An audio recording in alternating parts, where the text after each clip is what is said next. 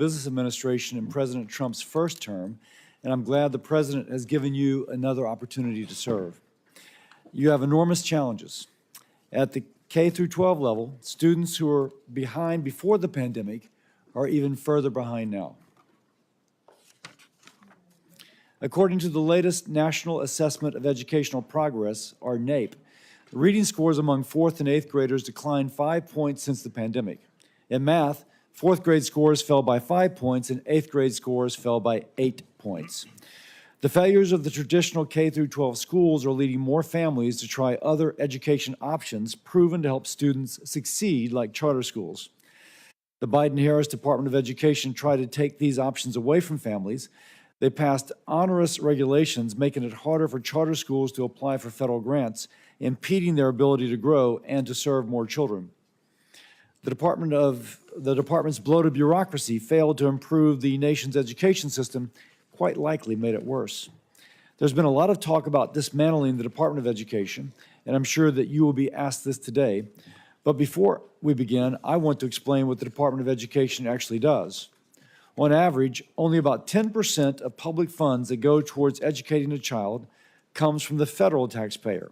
That's only 10%. 90% comes from state and local government. While the federal government accounts for a small minority of the funding, it is responsible for the vast majority of bureaucracy and red tape, preventing communities from improving educational success. I'm hearing from schools across the country that they have stopped going after federal competitive grant funding because it is not worth the hoops and red tape the Department of Education has placed on those dollars. If schools are not eager to apply for competitive grants to improve operations, something is wrong and something should change. It's not only the K through 12 system failing students. Colleges and universities are not preparing students to succeed in the modern workforce. The cost of higher education are quickly outpacing the value of the degree students receive.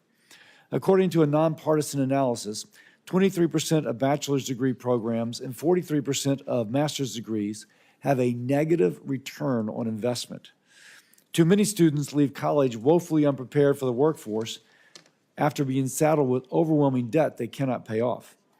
Under the last administration, the Department of Education's only answer was to transfer hundreds of billions of dollars, that's hundreds of billions, in student debt from those who willingly took it on to supposedly advance their life. They transferred it to Americans who either chose not to go to college or had already paid their way through school. To implement these schemes, the department dramatically increased the scope and authority of the student loan financing program, clearly outside of what Congress previously intended. Your experience overseeing SBA loans will be a great asset as the department looks to reform a very broken student loan program. We've also seen rampant anti-Semitism on college campuses, leading to attacks and harassment of Jewish students. I'm pleased to see the Trump administration has already launched investigations, and I look forward to working with you, presuming that you're confirmed. The status quo is not working. The educational system is failing our children. The Biden-Harris Department of Education stood in the way of student success. Transformative change of the educational establishment is needed. The department needs to get out of the way of states and local communities who are best positioned to actually address students' needs. We need to empower parents so that they have a voice in their child's education. This includes increasing access to school choice, perhaps also called parental choice, so families can give their child every opportunity to succeed in the classroom and beyond. With President Trump in office and Ms. McMahon's leadership, we have a real opportunity to accomplish this. Thank you again, Ms. McMahon, for coming before this committee and continuing the discussion on how we can work together to improve student success and get our education system back on track. And with that, I yield to Senator Sanders, the ranking member. Thank you very much, Mr. Chairman. Mrs. McMahon, nice to see you again. Let me begin by thanking teachers all over this country. This is a very difficult time to be a teacher. And talking to teachers in Vermont, and I think teachers all over the country, what they are telling me is they are spending a lot of their times not only teaching math and English, but dealing with the emotional needs of kids. Because among other things, our kids are struggling in many, many ways. So it's a tough time to be a teacher, and I want to thank the teachers very much for the extraordinary work that they are doing, especially for some of the most vulnerable kids in our country. You know, way back in 1863, as we recall from our history books, Abraham Lincoln was in Gettysburg, and he looked out on a field where soldiers by the thousands had just died in the struggle against slavery, and he talked about the need to maintain a government of the people, by the people, and for the people. That was that short but very powerful Gettysburg Address. And I think in this country today, there is a growing fear that instead of having a government of the people, by the people, and for the people, we are looking at a government of billionaires, by billionaires, and for billionaires, whose job is not to improve life for ordinary people, but to make the people on top even wealthier. So in the midst of massive income and wealth inequality, where 3 people own more wealth than the bottom half of American society, the Republicans in the House yesterday introduced a budget resolution that would provide massive tax breaks to the people on top, and they would pay for those tax breaks for billionaires by cutting Medicaid, education, and programs that working families throughout this country desperately need. That is exactly the wrong thing to do. At a time when millions and millions of working families are struggling, our job is to protect those families and not worry about the billionaires who have never had it so good. But it's not just cuts in Medicaid, as devastating as that would be. We're looking at, if the Republicans get their way, massive cuts to education. And I should also say that the people who are trying to privatize Social Security, privatize Medicare, privatize Medicaid, privatize the Veterans Administration are precisely the same people who are trying to privatize public education in America. We must not allow that to happen. In America, we must not allow our educational system to become a 2-tier system, a system which says that if you have the money, you're going to get help from the federal government, you're going to get a voucher to send your kid to a school that may cost $50,000, $60,000 a year, while the public schools will end up being segregated not just by race, but by class. Most families in America do not have $40,000, $50,000, $60,000 a year to send their kids to private schools, and it's absurd to provide public money to make that possible. Our job is not to take away money from public schools to give it to private schools. It is to strengthen public education in America. Further, President Trump has talked about abolishing the Department of Education. Yes, I think everybody on this committee wants to see us go after waste and bureaucracy in every agency of government. But what we must understand is that when we talk about the Department of Education, they are providing vital resources for 26 million children in this country who live in high poverty school districts. Is it the responsibility of the federal government to say that every kid in America, whether you're poor, middle class, rich, gets a quality education? It is. And that is what a lot of what the Department of Education does. Department of Education provides millions of public school students who have disabilities, emotional problems, physical problems, provides them with help. It provides Pell Grants and other important financial assistance that over 7 million low-income students need to get a higher education. So the goal is not to abolish the Department of Education, it is to make it more effective and to make sure that it addresses the educational needs in this country. Mr. Chairman, in my view, we need a Secretary of Education who understands that in the wealthiest nation in the history of the world, we should have the best educational system on this planet, from child care to graduate school. We need a Secretary of Education who understands that we're going to attract the best and the brightest to the teaching profession. You know what? We have to pay teachers the kinds of salaries that they deserve, which is why I've introduced legislation that says no teacher in America should earn less than $60,000 a year. We need a Secretary of Education who understands that schools do not end at 2:30 or 3 o'clock. We need strong after-school programs. We need strong summer programs. We need a Secretary of Education who understands that we've got to invest in mental health. We need a Secretary of Education who understands that we have got to fully fund the Individuals with Disability Education Act. So there are a lot of questions I have for Mrs. McMahon. I very much appreciate her being here and look forward to the discussion we'll have. Thank you, Mr. Chairman. Thank you, Senator Sanders. And now to introduce Ms. McMahon, we'll start with Senator Scott. Thank you, Mr. Chairman. Thank you, Ranking Member. Thank you, committee members, for allowing me to have an opportunity to talk about my good friend, Linda McMahon. I'll say that one of the things I love about the Ranking Member is his passion about the things he cares deeply about.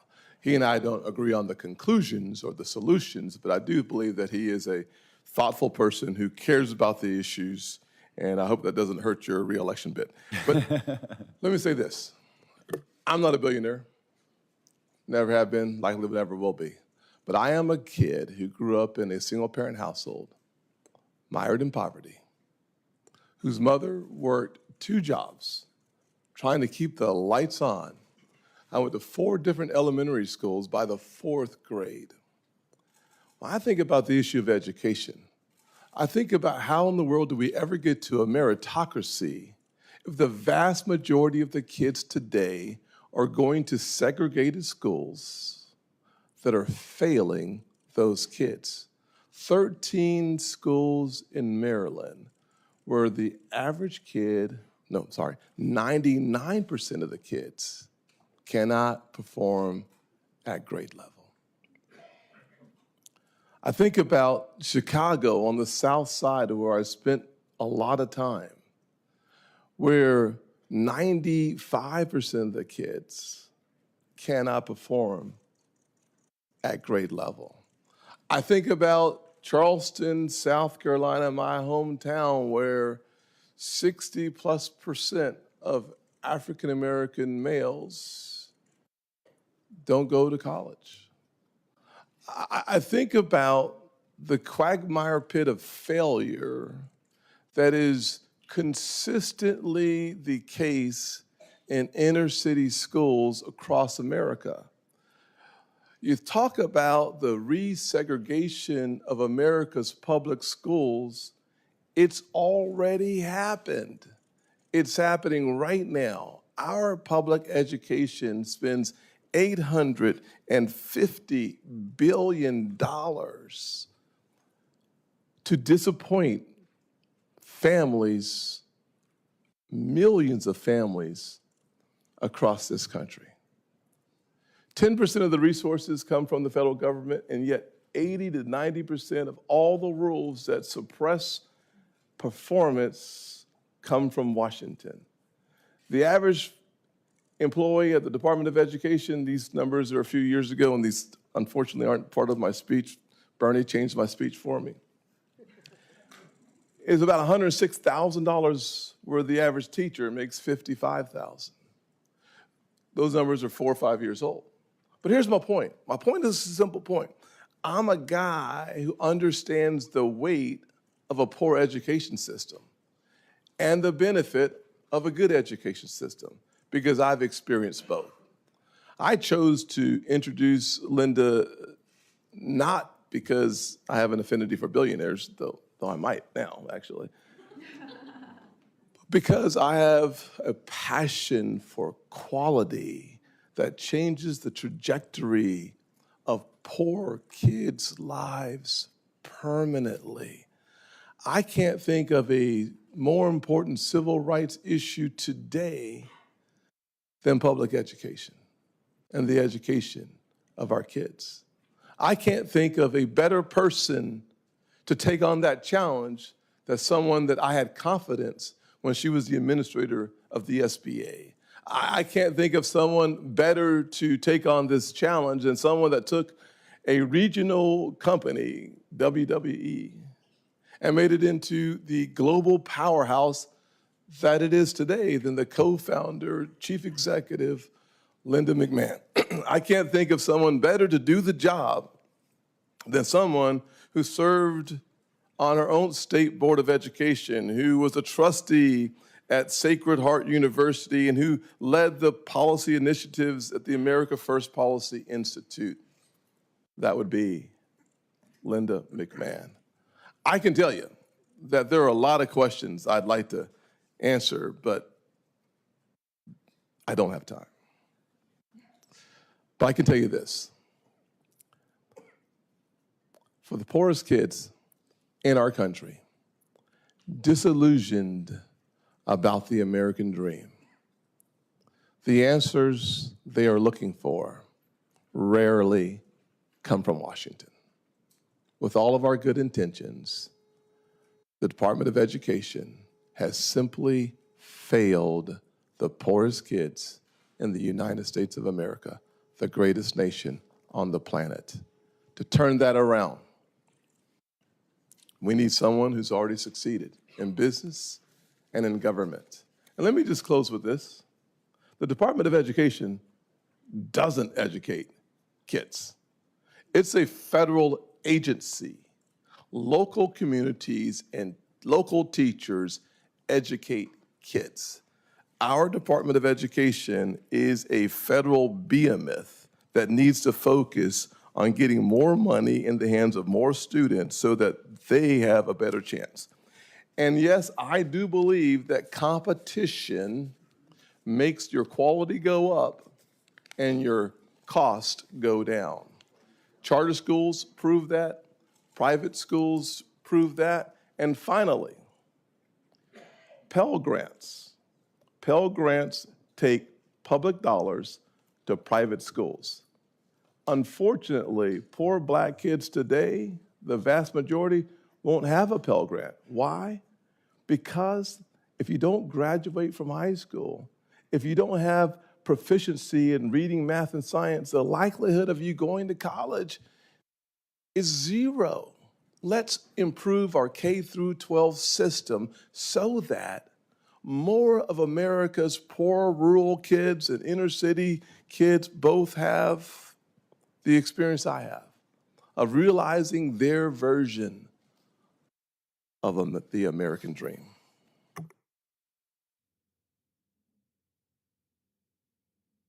Thank you, Senator Scott. Very powerful. Senator Britt. Well, that was amazing. Thank you. My colleague nailed it. Chair Cassidy, Ranking Member Sanders, and members of this committee, I am honored to join you today to introduce President Trump's nominee for Secretary of Education, my friend, Linda McMahon. It is clear that our current education system isn't working. We have the status quo, and that's actually failing our kids. As you mentioned, Mr. Chairman, the latest NAEP scores show that students' reading and math scores are down in almost every single state, to the point where only 30% of 8th graders are meeting reading proficiency levels. The status quo in education just hasn't failed students. It's failed parents, just like me. And very respectfully, Mr. Ranking Member, the America that you just described, the one that you're fearful will be created, it already exists. Our students deserve better.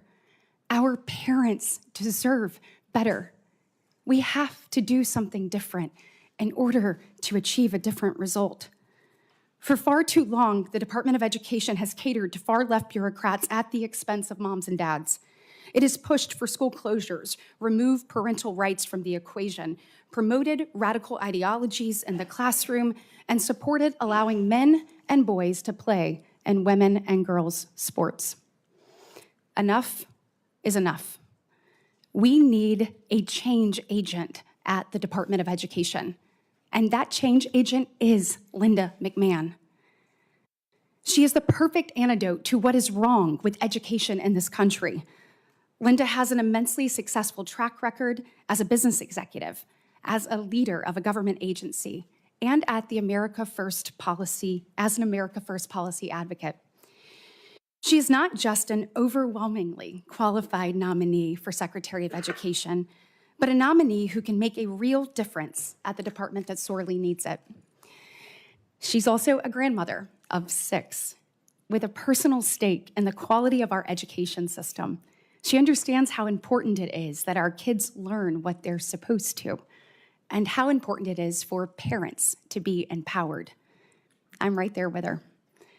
And that's not the only mission that Linda will pursue at the Secretary of Education as a secretary. Attending a 4-year college or university is the right path for many Americans, but it's not the only one available to graduating high schoolers, and Linda will ensure that students know that. Linda led efforts to empower the American worker at AFPI, and I am confident that she will make aligning our education system and our workforce systems a priority at the Department of Education. That means strengthening 21st century skills training and job preparedness, bridging the gap between technical school programs and industries, and expanding apprenticeships and credentialing programs. Linda McMahon is someone who knows how to reform our education system so it actually prepares our kids for the future, while also empowering parents to make decisions that affect their children's lives. She has the experience as an executive. She already demonstrated her immense ability to get the government out of the way as head of the Small Business Administration. And she knows both K-12 and higher education, as my distinguished colleague, Senator Scott, said, in serving on the Connecticut State Board of Education and the Sacred Heart University Board. She was on that since 2004. Her confirmation as Secretary of Education will be a monumental step towards preserving the American dream and making a bright future possible for the next generation of Americans. Let's put parents in the driver's seat. Let's return to the fundamentals of the classroom learning and teach kids the skills they need to actually achieve their goals. Let's put education in the hands of states, not unaccountable federal bureaucrats. And for our kids' sake, let's confirm my friend, Linda McMahon. Thank you, Mr. Chairman. Thank you, Senator Britt. Ms. McMahon, now for your opening statement, and you're welcome to introduce your guest.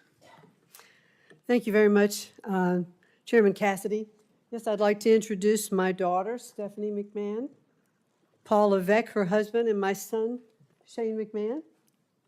I'm so happy to have them here, and many friends have come from far places, so I welcome having them here today and appreciate that they're here.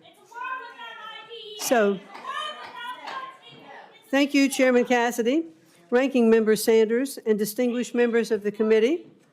I'm honored to have your consideration to serve as the Secretary of the Department of Education. And I'd like to thank both Senator Scott and Britt for their introductions.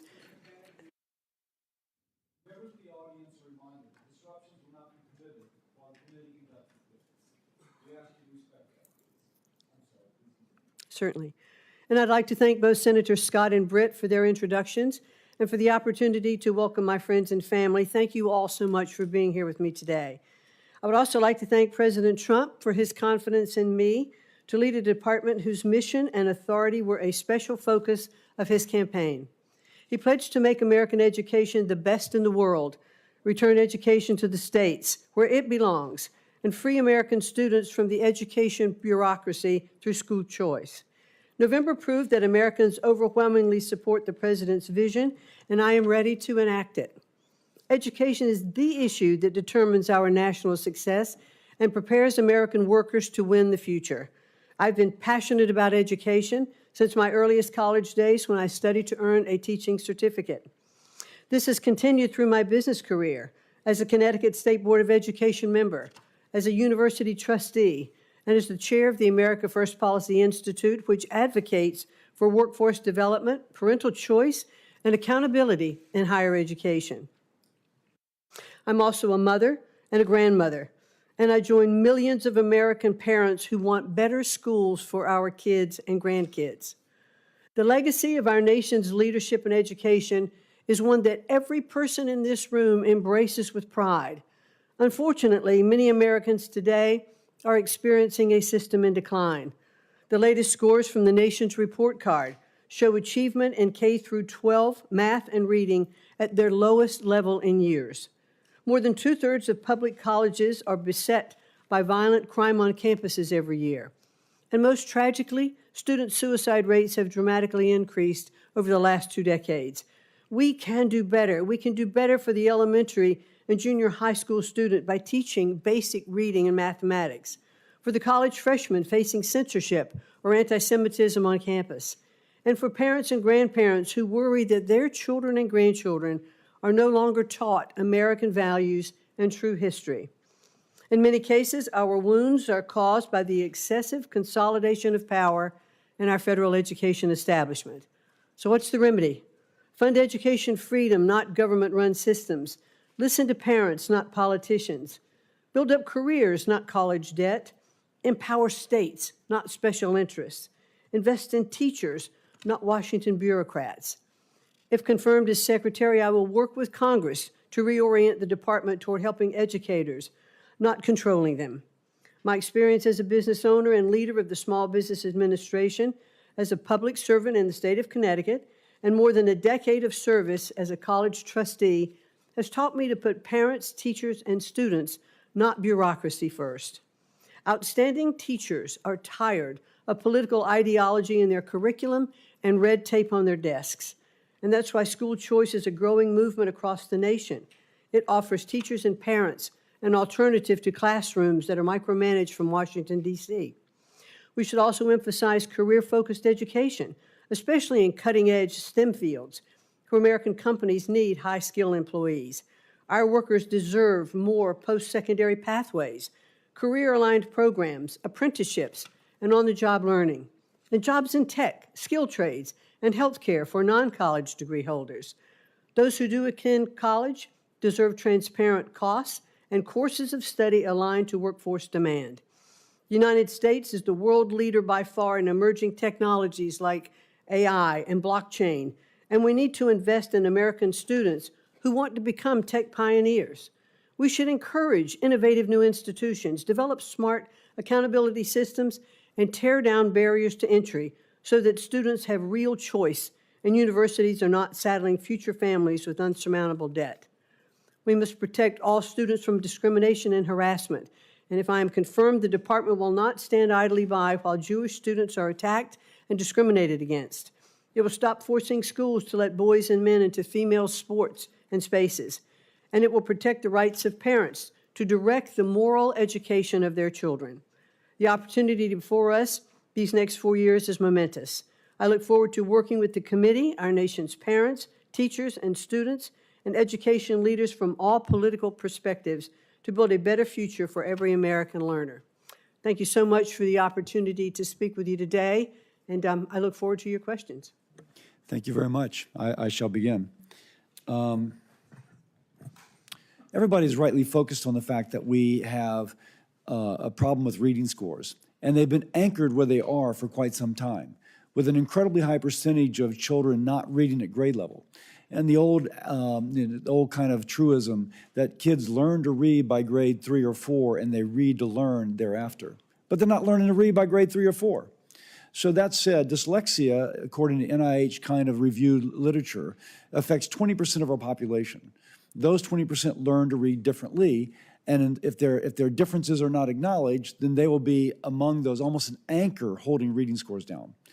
Now, it would just intuitively make sense to diagnose the child with dyslexia as early as possible. Most states do not screen. That said, you can see where I'm going with my own thoughts.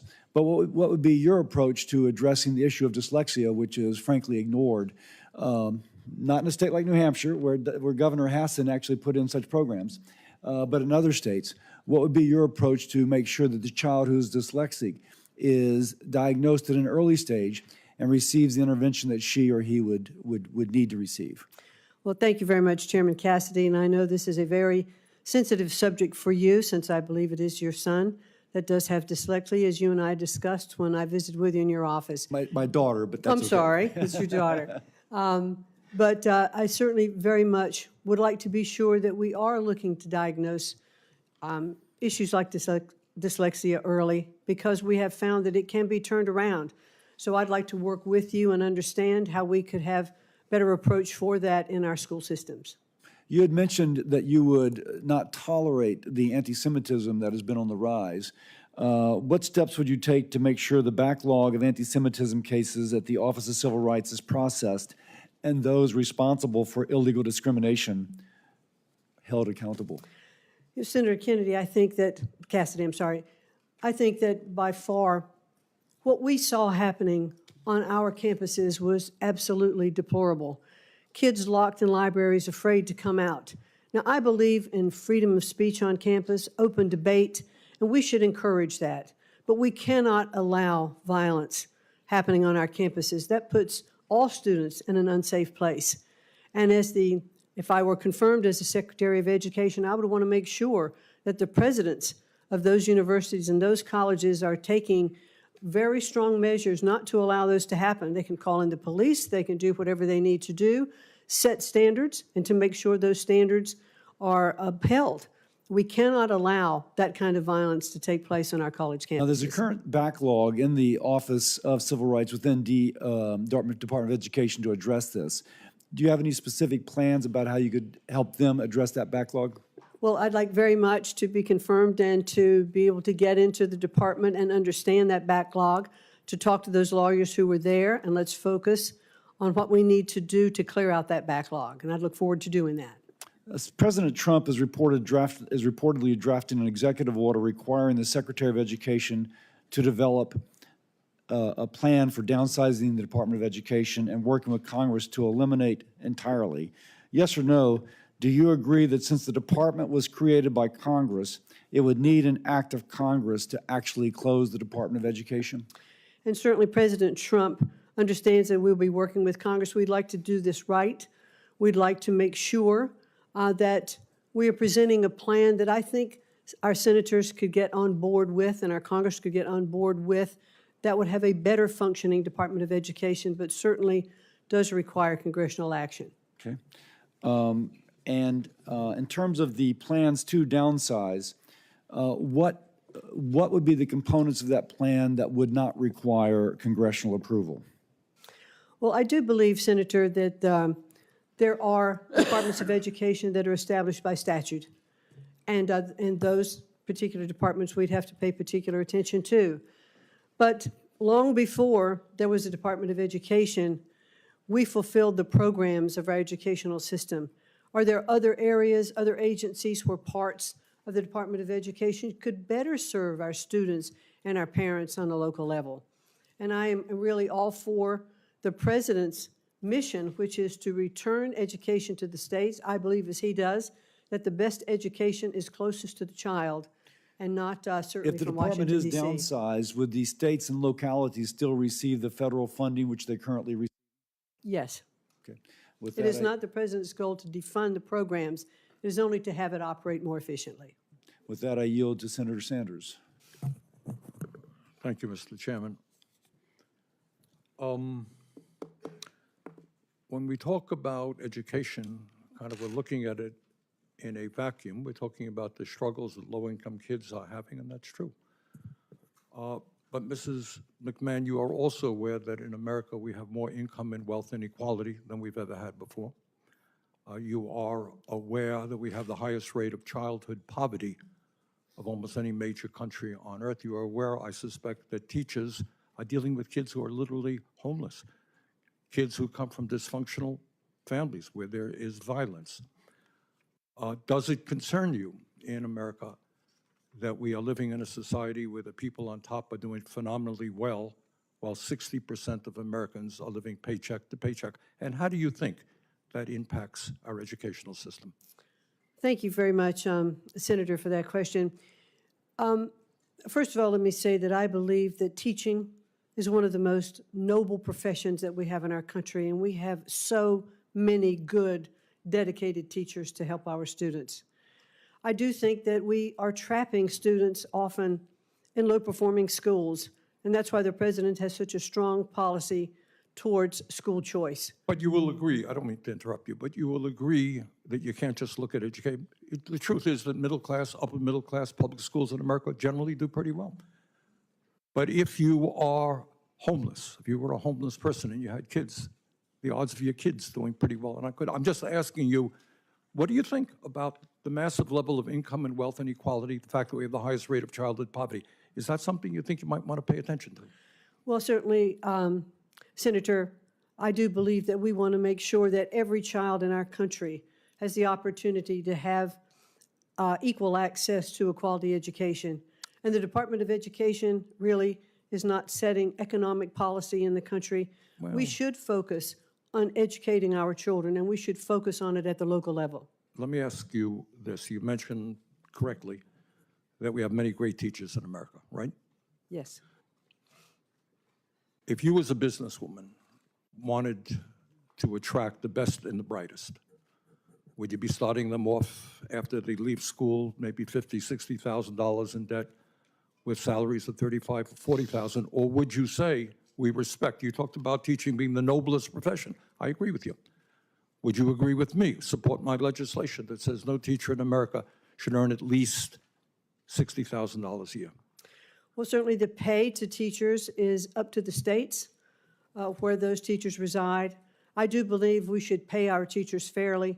They spend so much time with our students, and they should be well All right, compensated but for their paying them job. fairly, nobody in the world will disagree with you. I mean, the question is, if teaching is a noble profession, if teaching is an important profession, you know, should we be paying them salaries commensurate with the value that of the work that they are doing? So I'm asking you a simple question. Would you recommend to states, as the leader of education in America, that teachers at least make $60,000 a year? I would certainly recommend to states that teachers be paid what is commensurate with the kinds of jobs that are part of their states. Not all states have the same living costs, not all states have the same ability to pay teachers, but to attract really good teachers and to keep them, we should definitely pay them commensurate with the job performance that they are undertaking. Millions of young people, low-income people, are finding it very difficult to afford to go to college, and they're leaving school $50,000, $100,000, $200,000 in debt. Pell Grant program provides assistance to over 7 million low-income young people in this country. Can you guarantee to us, if you are made a Secretary of Education, that no student in America will lose their Pell Grant as the department is dismantled? Certainly, the defunding is not the goal here. The continuation of Pell Grants, I'd actually even like to see an expansion of Pell Grants. I'd like to see short-term certificates for Pell Grants for students who aren't going on to four-year universities, who could have the opportunity to use Pell Grants for skill-based All learning. right, so what I'm hearing you say is Pell Grant program will continue under your administration. Yes. Okay.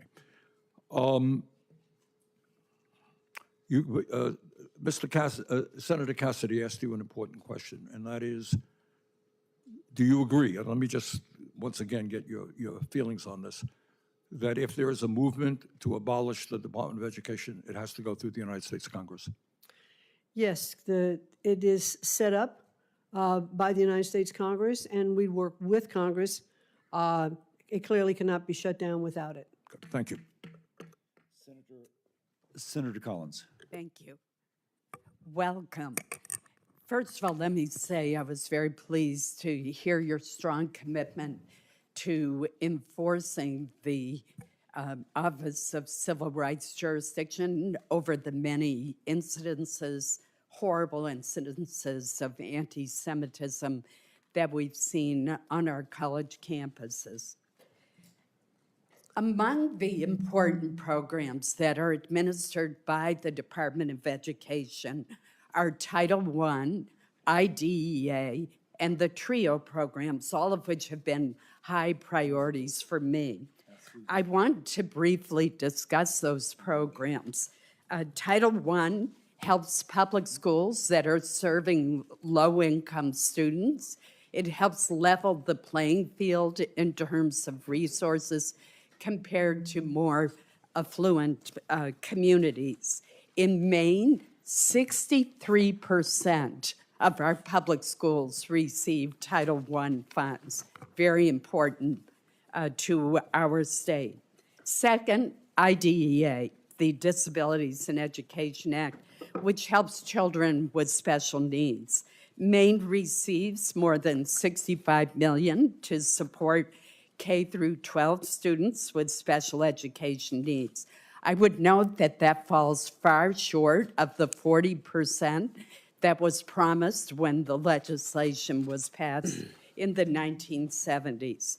TRIO programs, which we've discussed, have changed the lives of countless first-generation students who are going to college and come from families with no experience with higher education. I've seen so many success stories as a result of TRIO.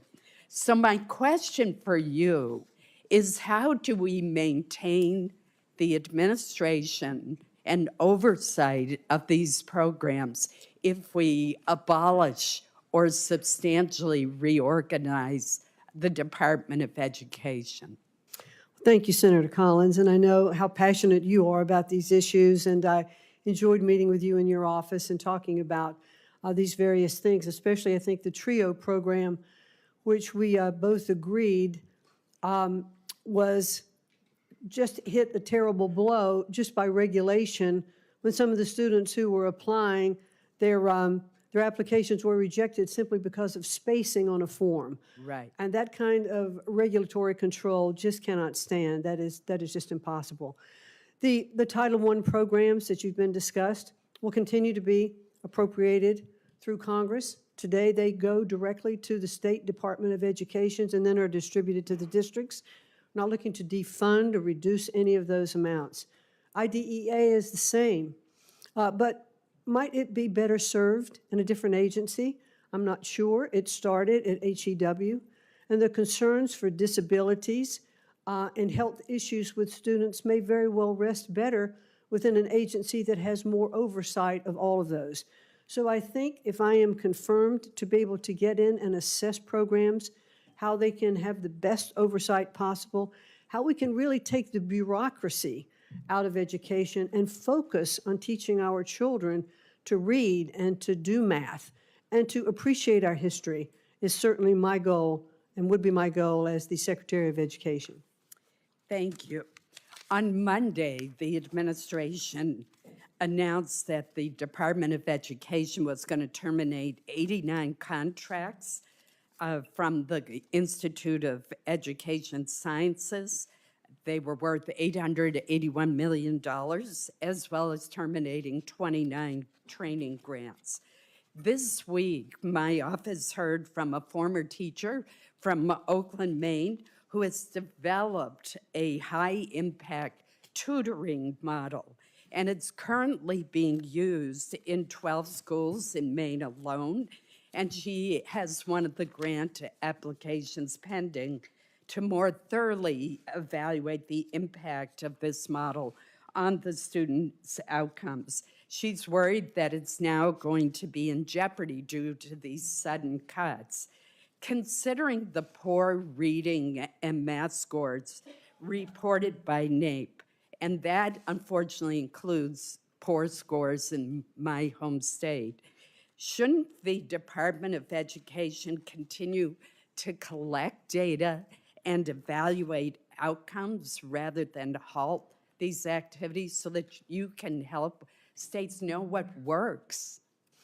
Well, thank you, Senator, and it is my goal, if I am confirmed, to get in and assess these kinds of programs, because I'm not sure yet what the impact of all of those programs are. I know that there are many worthwhile programs that we should keep, but I'm not yet apprised of them. I want to study them. I'd like to get back and talk to you more and to work with you. I look forward to working with this committee and all of Congress to make sure we can deliver for our education.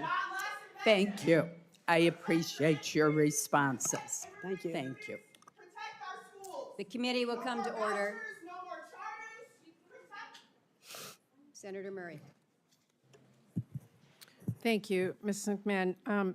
Elon Musk's DOJ staffers have reportedly set up camp at the Department of Education. They've already been given access to highly sensitive student data and have already started holding back money that Congress decided on a bipartisan basis was needed to help our schools and students. We're also hearing, as you know, about an executive order coming any day that will seek to dismantle the Department of Education. These are bipartisan laws. You indicated that you understood that Congress has passed these laws. But a lot of turmoil is happening. You heard it from my colleague just asking that question now. So I want to ask you, if confirmed, do you commit to getting every dollar we have invested in our students and schools out to them? Well, the appropriated dollars and those monies that are passed by Congress, yes. I have no issue, however, with the fact, and I believe the American people spoke loudly in the election last November to say that they want to look at waste, fraud, and abuse in our government. So DOJ, there are a couple of implants at the Department of Education, as there are with agencies throughout the district, and they're doing an audit. Right, You know, I understand and an audit, but when Congress appropriates money, it is the administration's responsibility to put that out as directed by Congress, who has the power of the purse. So what will you do if the president or Elon Musk tells you not to spend money Congress has appropriated to you? We will certainly expend those dollars that Congress has passed, but I do think it is worthwhile to take a look at the programs before money goes out the door. It's much easier. It is much I easier understand that, but to the stop the money as it's going out the by door law than is it is to claw it back. Process by law is that you look at that, you make recommendations to Congress, and we implement those laws. So, I mean, the question really is, who decides how much federal funding public schools get in Seattle, where it's already been allocated? The school district or Elon Musk or Congress? And I think Congress has been pretty clear that the purse lies here. We pass our appropriations bills. We expect those programs to come. If you have input, if you have programs you have looked at that you believe are not effective, then it is your job to come to us, explain why, and get the support for that. Let me move on. Ms. Mann, I believe that our nation's students, families, and taxpayers do want true accountability. They do want improvement in our schools. Back in 2015, Congress came together in a bipartisan way to replace the No Child Left Behind Act with the new law, Every Student Succeeds Act. That was a bill I was very proud to negotiate with my Republican counterpart on this committee, passed it into law. It gives states more flexibility in using their federal education funds. It eliminated those one-size-fits-all mandates that everyone hated, and it established some really strong federal guardrails to hold states and schools accountable. I believe that the Department of Education must do more to implement that law. Right now, less than 42% of our schools identified for comprehensive support and improvement, or CSI as we call it, had a plan that met all the requirements of that law. And 1 in 5 schools' plans included practices we know are ineffective. National assessment results, as you well know, released a few weeks ago, show that our lowest performing students continue to fall furthest behind. So I want to ask you, what specific actions will you take to implement the ESSA law? I'm not looking for an exhaustive list, but can you name a couple of the requirements that are in that law that you will make sure are implemented? Well, Senator, thank you, and I would look forward to working with you in the committee, understanding more about the ESSA laws. Do you know what the requirements are? Do you know about the requirements for targeted support improvement schools or the annual report card requirement? Can you name any of the requirements Yes, that are in that? I have read through ESSA, and I do know, it's very interesting. It's how I really got into education in the first place, was when No Child Left Behind was in place. But there are no requirements that you can tell me right now that you will make sure, as Secretary of Education, you will implement? No, I want to study it further and get back to you with that, and I'll be happy to do that. Well, let me ask one last question. As I mentioned, DOJ staff have been given access in the Department of Education to personal information of students and families, like their Social Security numbers and their driver's license numbers and their date of birth, what college they're enrolled in.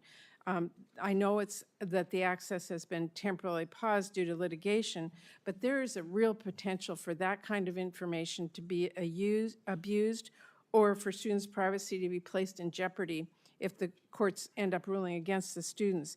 And we know that DOJ could use that highly personal information to then target students and target their families or cut off access to Pell Grants for students at college that someone perceives opposes maybe President Trump policy. So I want to ask you, do you believe that DOJ employees should have access to private student data? It is my understanding that DOJ employees have been onboarded as employees of the Department of Education, and therefore they operate under the restraints of utilizing access of information, and they are constrained by That is not our that. understanding, and I have to tell you, That's my it's understanding. deeply concerning that we have DOJ staffers, we don't know who they are, they're not held accountable, getting access to students' private information. I think that should frighten everyone. Well, again, I'm not there Thank you, Madam yet, Chair. so I'm not there yet, but it is my understanding that they are onboarded fully I hope employees. if you do get there that you make sure that students' private information is not given to someone who's no idea what they have, or we have no idea how they're using it. Thank you. Senator Houston. Thank you. Ms. McMahon, thank you, or congratulations on your nomination. Thank you. Look forward to your confirmation, hopefully, and working with you on what is arguably one of the most important issues to the future of our country and to our children. I would just simply ask you if you believe that education is foundational to the opportunity to live your version of the American dream for children. You agree with that? I certainly do agree with that, and thank you very much, Senator, for that question. Education, I think, is at the very center of our culture. It is the ticket out of poverty for so many students. It is how our children's minds are absolutely cultivated so that they can learn. And I remember listening to Senator Cassidy when he said that every child up until the third grade learns to read, and then after the third grade reads to learn. And if children cannot read at a proficiency level, they cannot continue to learn. They can't then be proficient in school. They can't go forward to higher education. They can't even start a business or do anything. So education, I do believe, is at the very center of what we need to do and to ensure that we have the best education for our students and that they all have equal access to a quality education. Thank you. The issue of inequality has come up in this hearing, and I can tell you as when I started in my elected career, I was a green state legislator in the state of Ohio who had this strange notion that if children were trapped in chronically failing schools, that they should have the opportunity to go somewhere else, and that I thought, who could be against that? And I quickly found out, well, there were a lot of people who were against that, powerful people, powerful institutions. And I just believe that we as Americans, we believe that freedom and choice is good.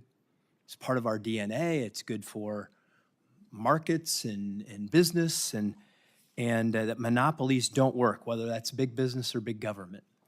And that has been reinforced to me over the course of basically my lifetime that I've worked on this issue. Foundationally or fundamentally, billionaires have choice. Their children have choice. It's children that grow up in poverty that don't have choice. And that is an important element of fixing inequality, because if we say that an education is foundational to living your version of the American dream, yet you don't have the choice to go to a school that serves your needs, we basically have institutionalized a barrier against that opportunity and to have that equality of opportunity. Just share with me how you hope to fix that. Well, certainly the president, one of his cornerstones relative to education is school choice. He certainly does believe in universal school choice, and we have seen, I think that there are now, I believe the number's 33 states, I might be corrected on that, states that do have school choice. And what we have found that public schools come up, they're competitive. A lot of the concerns relative to school choice, I think the statistics, belie. We have students that are not leaving public schools in hordes and going to other schools, but they have the opportunity. Parents look at their children and say, I want that for my child. My school is failing my child. So if I have the opportunity to have an educational savings account or a voucher program or a scholarship program to get my child maybe to that charter school or to that other public school that is doing better than the one that my child is here because this is where I live, but I know that if I could get my child to that next school, they would be better off. Every parent wants that opportunity for their child. Thank you. And just quickly, I made some calls to superintendents in my state in Ohio before I came today, and I said, would you prefer to have the money sent directly to you rather than through the federal Department of Education? And do you think you could do a better job if we released you from the rules and regulations and you just said, and they said, yes, tell us what you want us to achieve, we'll achieve it, we'll do it. And I just wanted to share that with you, and that I also want to give you a chance to answer this, that you're not, and President Trump is not talking about cutting any funding for children.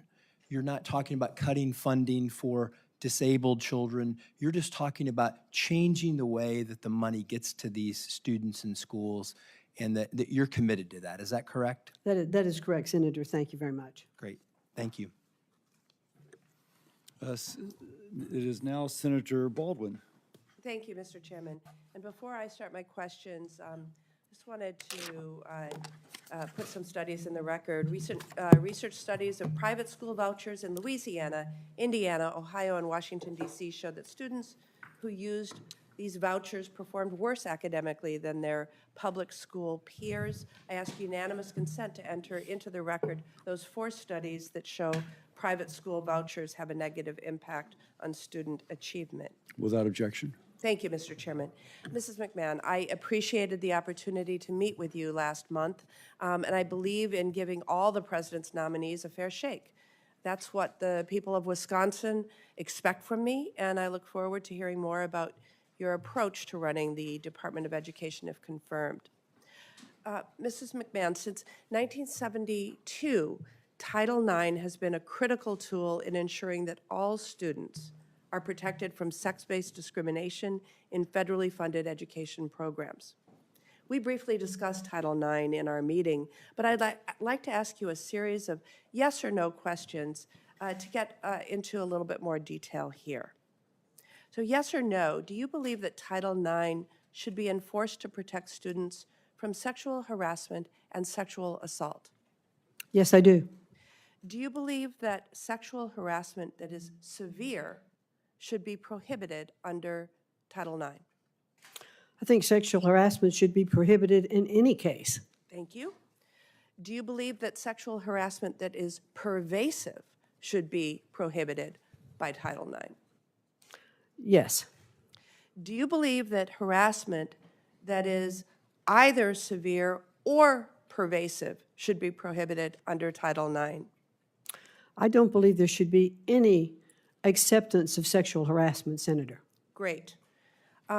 Because I'm glad you actually agree with President Trump's efforts during his first term to narrow what qualifies as sexual harassment under Title IX.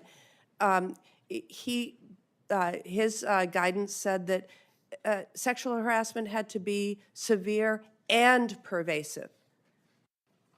And I hope that you will take your position and press for that to be the law. But right now, the Title IX is limited to sexual harassment that is severe and pervasive, not severe or pervasive. Yes or no, if an assault occurs between 2 students, but it happens off campus, do you think the school should have the ability to investigate that matter? I think the school should investigate that matter, and I believe under the regulations today, and I could be corrected on that, that they are obligated to investigate. Okay, and do you believe that the school then, after investigation, should have the ability to take actions regarding an incident that occurs off campus. Yes, I think the school should be required to take those actions and to investigate and to notify the parties that are involved, and that so that both sides of the equation can have due process. I appreciate your answer. It is not entirely clear at this matter, at this time, that the incidents would not only be investigated, but adjudicated as to the school's adjudication rules. And the problem with that, as I'm sure you're well aware, is that you would have the potential of a victim of sexual assault facing the potential of attending class with their perpetrator. You know, despite how much this administration likes to talk about protecting women and girls, the actions have not matched the rhetoric. And so I think instead of actually protecting women and girls, this administration is not making school a safer place for anyone, while using this topic as a way to fearmonger and demonize others. Mrs. McMahon, you have been named in a lawsuit which alleges that you and your husband allowed for systemic and pervasive abuse of underage children to persist in your business for years.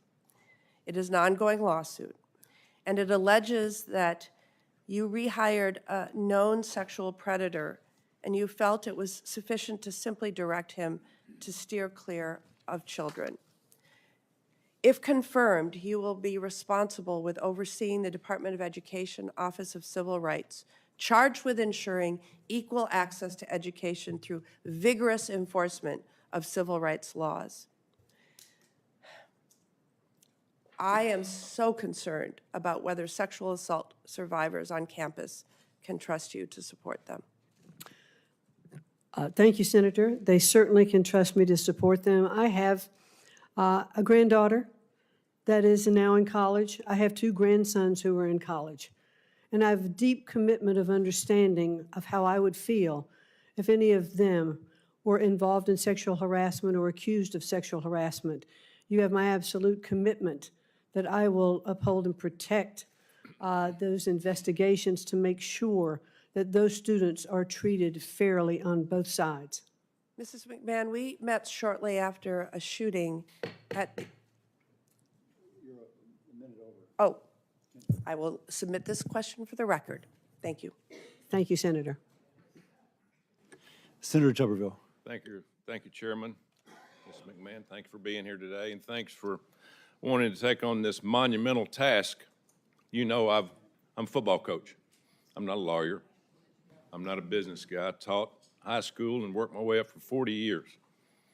This country gives you one thing, and it's what I taught my kids when I coached. This country doesn't owe you anything but an opportunity. And that's the reason this country is the greatest country on the face of the earth. Now, when you lose that opportunity, and I've lost many times, I've got my tail back up and gone again. But that's where you learn it, through education. I've been to every state in this country recruiting, going through high schools except for Alaska in my 40 years. In my 40 years of coaching and going into high school, there's not been a bigger disappointment than our education system. I've seen it decline for 40 years. It's gotten worse. You're going to have the task of trying to bring it back. It's going to be hard to do because you're going to be fought from every side. This is not Democrat, Republican, black, white. It's not. It's an American problem. I've spent tens of thousands of dollars of my budget when I coach and bringing kids in. After I tested them, they couldn't read past the 6th grade and reading level, but they had 3.5 GPAs when they came to my university. We're failing. It is a disaster. If you can't read, you can't learn. And that's one of the first things that we got to get back to, is teaching our kids to read. We got a lot of teachers that don't teach reading like you and I learned. It's different. We have all this nonsensical teaching of what we call Common Core of math. I still ain't figured that out. But thanks for wanting to take this on, because there's a lot of obstacles going to be in your way. And so Don't be afraid to make changes. We've had a K through 12 system for years. It's a failure. It is an absolute failure. Let's teach our kids. That's the only chance they got to survive in this world, which is going to be very, very competitive. Now, we have things that get in our way. And what's deterring our kids nowadays? That thing right there. I had problems coaching with it. Enemy number one when I told them, put that damn phone up. Don't bring it to my dressing room, because I want you to listen and learn, not be on there listening to music and read the nonsense you see on there. So you got a lot of obstacles. The one thing I think we need to do is just look at K through 12 and what do we do? How do we get better? I'm all for workforce development in the last 2 years of high school, teaching kids to learn to use their hands. And what's your thoughts on that, about work in high school? I'm not talking about past high, I'm talking about the last couple of years. Well, thank you, Senator. I think when you and I met in your office, and I appreciated that time, I discussed with you that I probably dated myself by saying that when I was in high school, in your senior year in high school, you could take a vocational program, which meant that you went to school the first part of the day. The second part of the day, you could have a job. You could be learning a skill or a trade, and those credits would count towards your education. I think we need to get back to more of that. We are not teaching skill-based learning in our schools anymore. And I think we have to look at our entire education system and say, you know, four-year college is not for everyone. For those particular jobs that require, you know, doctors, lawyers, engineers, that require 4 years, then I think. Ms. McMahon, please suspend. The committee will come to order. Capitol Police are asked to remove the individual from the room. I don't think she knows how to read or Again, listen. members of the audience are reminded that disruptions will not be permitted while the committee conducts its business. With that, Ms. McMahon, please resume. Thank you. So I think we do have to get back to teaching basics, you know, in school K through 12, but to continue on to what we were talking about, but we don't have enough skill-based learning. We don't have enough internships or apprenticeship programs.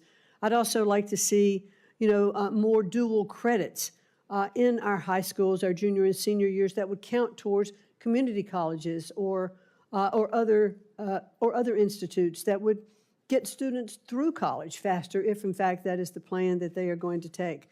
So we have so much that we can do to help our students get prepared to have a good income and a good livelihood. And if they can graduate from high school with some skill-based already, they can even start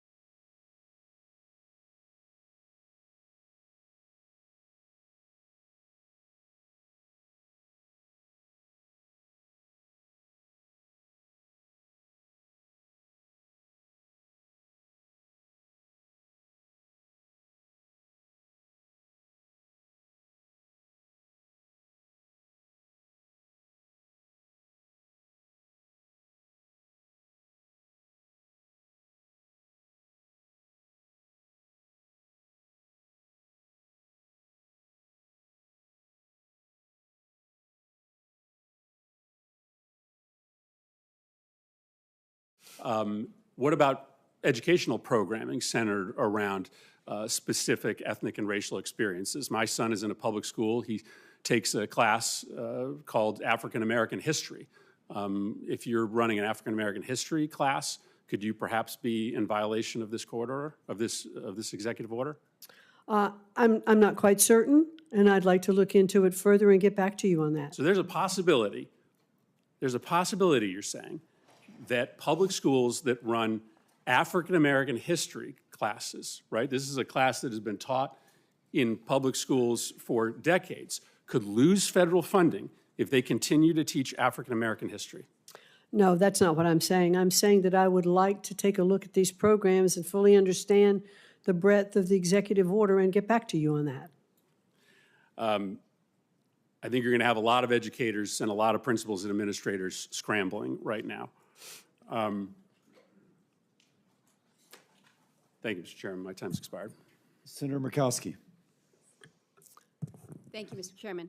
Welcome, Ms. McMahon. Thank you. Good to have a conversation with you. You have had the privilege, I know, to come to Alaska during your tenure at the SBA. You came north, so I know that you have had an opportunity to understand some of the challenges that we face with basically our geography. And I wanted to talk a little bit this morning about our public schools. There's a lot of discussion, and I listened carefully to your comments to Senator Husted about school choice. We would all love to have the benefits of greater school choice. In the Anchorage public school system, my sons were able to attend a magnet school that was focused on an immersion program for Spanish-speaking immersion program. It was a great program for them. I go to the vast majority of my communities across the state, and there is no choice. It is a small village. It may have 500 people, it may have 1,000 people, but you have one school. And it's not as if there is an opportunity to go to another school because 82% of these communities are not connected by a road. So if you wanted to go to another school, you would have to figure out how you fly to another village, another population center. So for me, investment in our public education system is really what I have been focused on. I had an opportunity to speak before our Alaska Association of School Boards just recently and received a standing ovation when I said public funds for public schools. Pretty simple. And so I want to ask you whether you believe it is your primary role and responsibility as Secretary to support and strengthen our nation's public schools. I absolutely do believe that our public schools are the bedrock of our education. You know, they go back to the very founding of our country. I think in the first Constitution, there were actually sectors of each state that were set aside for the specific goal of public education. And so education is certainly understood to be so vital and so important to what we're doing.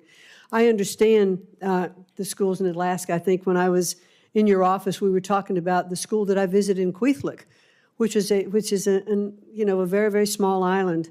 And this school was being funded by SBA. This was when I was at SBA. And because we were looking at the fact that there was no real community center and no glue holding the community together, and that children, and especially in K through 12, often dropped out of school because they didn't see the need or the necessity to continue with education, and they would often wind up, on the streets or not having jobs. I've not checked back with that school to see how it was going, but I saw the commitment of that community to invest and to make sure that the best education, and this was a state-of-the-art school built on this island, and when I pulled up in the boat in that village, there were mothers in a smoking hut that were cutting salmon to get ready for the winter, and on the other side, there was this incredibly modern school that was being built, and I think we have to invest our public education, if we can use public funds to help with tutoring in those issues and those instances where, you don't have a choice to go to another school. And you quite possibly saw one of the very few examples of good infrastructure. And as we know, it's not just giving a good building, it is making sure that you have teachers that are able to stay in a village that lacks a lot of resources, a lot of support. I want to pivot from that, but I do want to underscore the emphasis on education equity across America, including in the most rural of areas. Because I listen to a lot of the comments around here, and it works if you're in a city, but it doesn't work in my communities, and I have an obligation to them. I want to ask you about local control here real quickly. This has been something that as Republicans we've been talking about. It's local control, local control, local control. And we've got a lot of folks that are suggesting that now the public school curriculum should not include lessons in diversity, equity, and inclusion. Want to focus on other things. I understand that. But we have ESSA, the Elementary Secondary Education Act. We included a number of provisions that were very, very specific in prohibiting any federal employee from mandating, directing, or controlling a state's school districts or schools' instructional content, academic standards and assessments, curricula, or program of instruction. So you may be in a situation where, as secretary, you may not condition the award of a grant on a school agreeing not to teach DEI subjects. You may be in a position where you can't mandate that they teach the principles of the U.S. Constitution. You may be in a position where you are not able to prohibit teachers from discussing LGBTQ issues with students. ESSA is very clear, and again, it was something that we wanted to promote as Republicans with a focus on local control. So how do you balance what you have shared here before the committee with the requirements of the law that says the federal government is not the school board here, if you will, for our nation's schools? Thank you, Senator. And I believe, I don't remember which of the senators this morning, well, actually, I think it was Senator Scott, who said the Department of Education does not actually educate any child. It is to be handled at the local level. And I understand under ESSA there were lots of regulations put in place to return, and the goal was to return education to the states, which is clearly the president's role. But Senator, I must say, we have failed in our mission. We are not delivering the kind of education that we need to deliver to our children. I believe, as does the president, the best education is closest to the child, that parents and the school officials who understand the needs of those children in those communities can best direct the education of those states, and states will be competitive. Governors have put in programs, for school choice, et cetera, and looking, and what kind of results, are we seeing? I was heartened by the state of Louisiana in the recent NAEP scores that came out, that they had brought up their reading and their math scores by a considerable percentage because they went back to basics. They were teaching children to read and write and do arithmetic.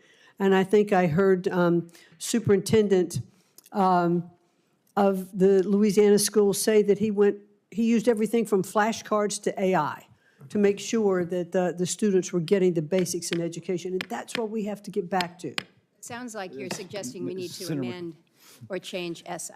is Senator what I'm taking. Murkowski, I was Go asleep ahead. at the wheel. Go You're ahead. like way over. Senator Kane.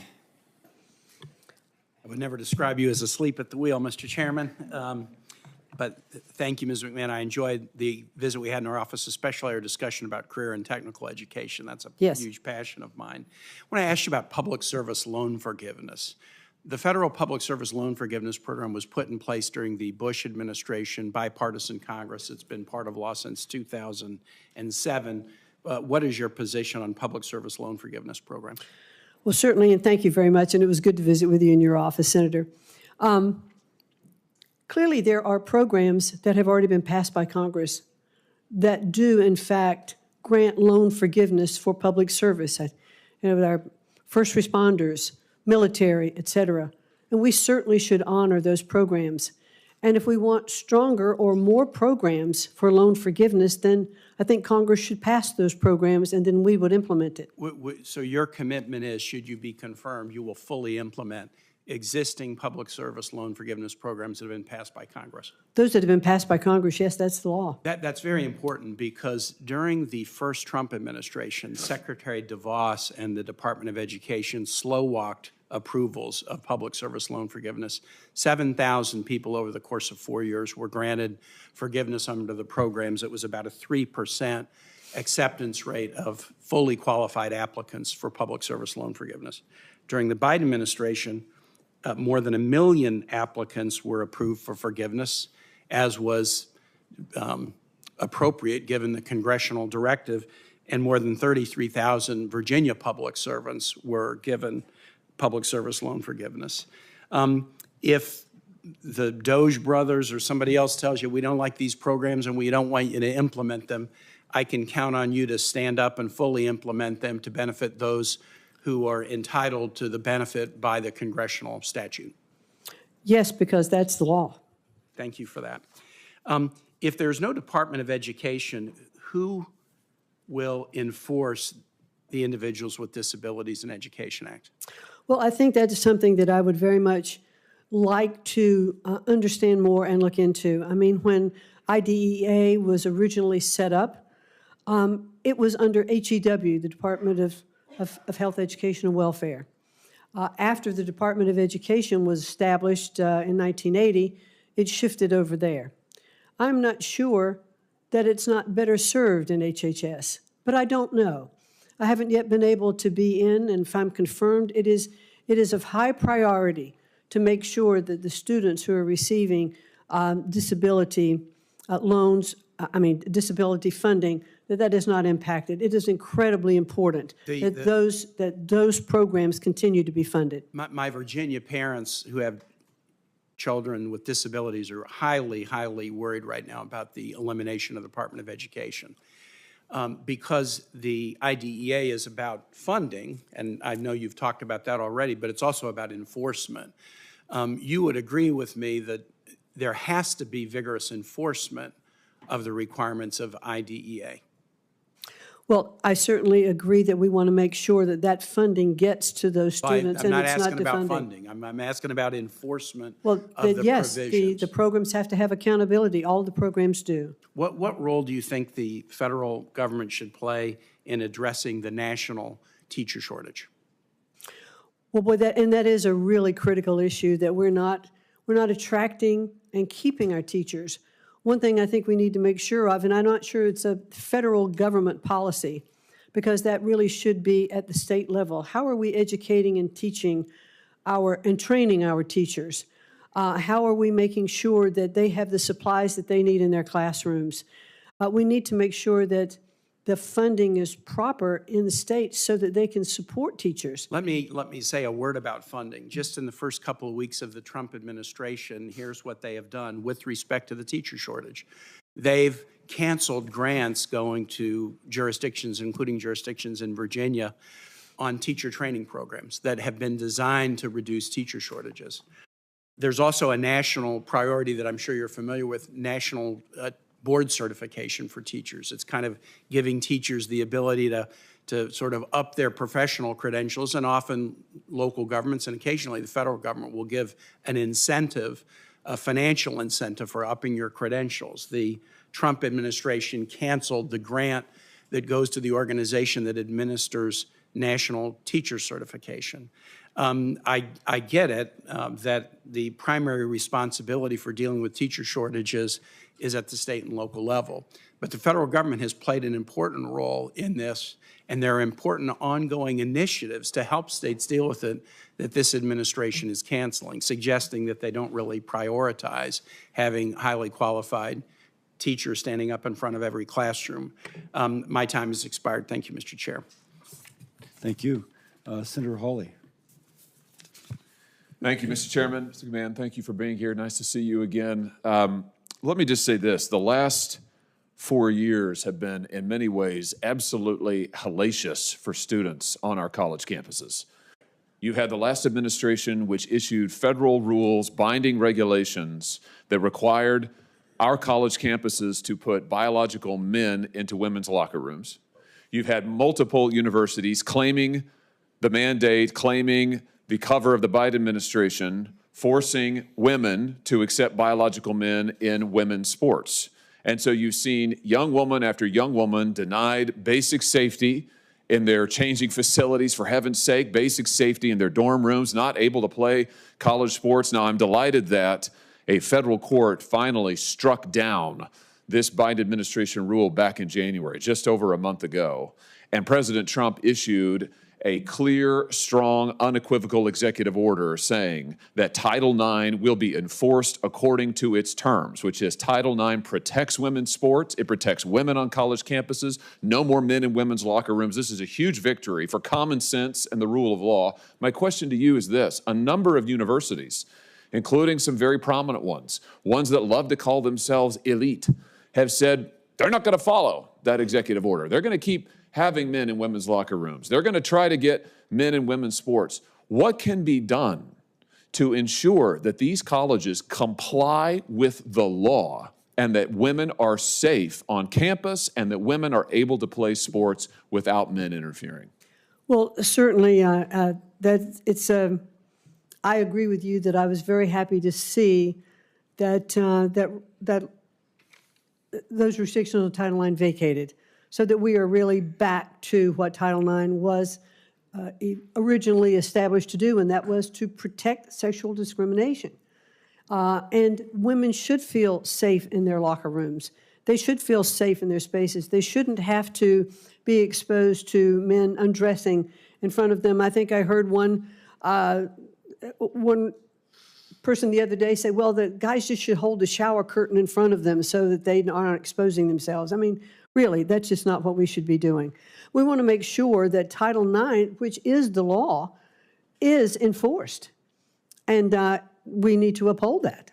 Will you investigate those universities that are not complying with Title IX, that are not complying with the president's executive order? These universities are absolutely getting federal funds from this department, the department that you're going to run if and when you are confirmed, and I believe you will be.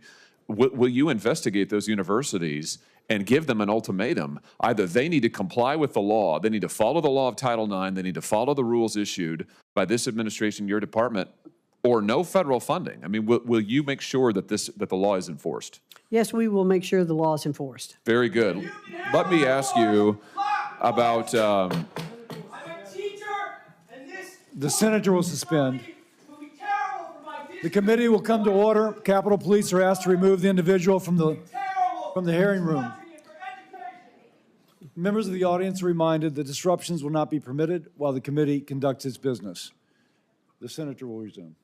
Don't worry, Ms. McMahon, it's me, it's not you. It's all right, that effect. Let me ask you about something else that's happened on our campuses in the last 4 years, the wave of anti-Semitism that we've seen, particularly after October 7th with the attacks on Israel. Shameful attacks on Jewish students, Jewish American students, Jewish students from overseas. We have seen the most unbelievable pro-terrorist propaganda. And again, these universities taking federal money, getting federal funds, not protecting Jewish students, permitting encampments, permitting violence in some instances, attacks on students on their campuses. The president has issued an executive order on January the 29th on measures to combat anti-Semitism, and he directed the Department of Education's Office of Civil Rights to open Title VI investigations into a number of universities, including Columbia, Berkeley, Northwestern. Will you enforce the law, Title VI to the hilt, and will you make sure that Jewish Americans are safe on our campuses, for heaven's sake, and these crazy students who are committing crimes, breaking windows, smashing into buildings, trapping Jewish students in libraries? Will you make sure that this stops on our college campuses that are getting all of this federal tax money? Absolutely, or face defunding of their monies. Very good. And let me ask you about something else. For students who have come to this country on a student visa, and as you know, that's a lot of people on our college campuses. For students who are here on a student visa, who have threatened their fellow students, threatened Jewish students, who have supported terrorist organizations, who have broken our law by trespassing or vandalism or acts of violence against Jewish students, will you see that those students, that their visas are revoked and they are sent home and they're not allowed to stay on our campuses under cover of our laws, committing crimes and threatening our own students? Will you return some common sense to our campuses in this way? Yes. Fantastic.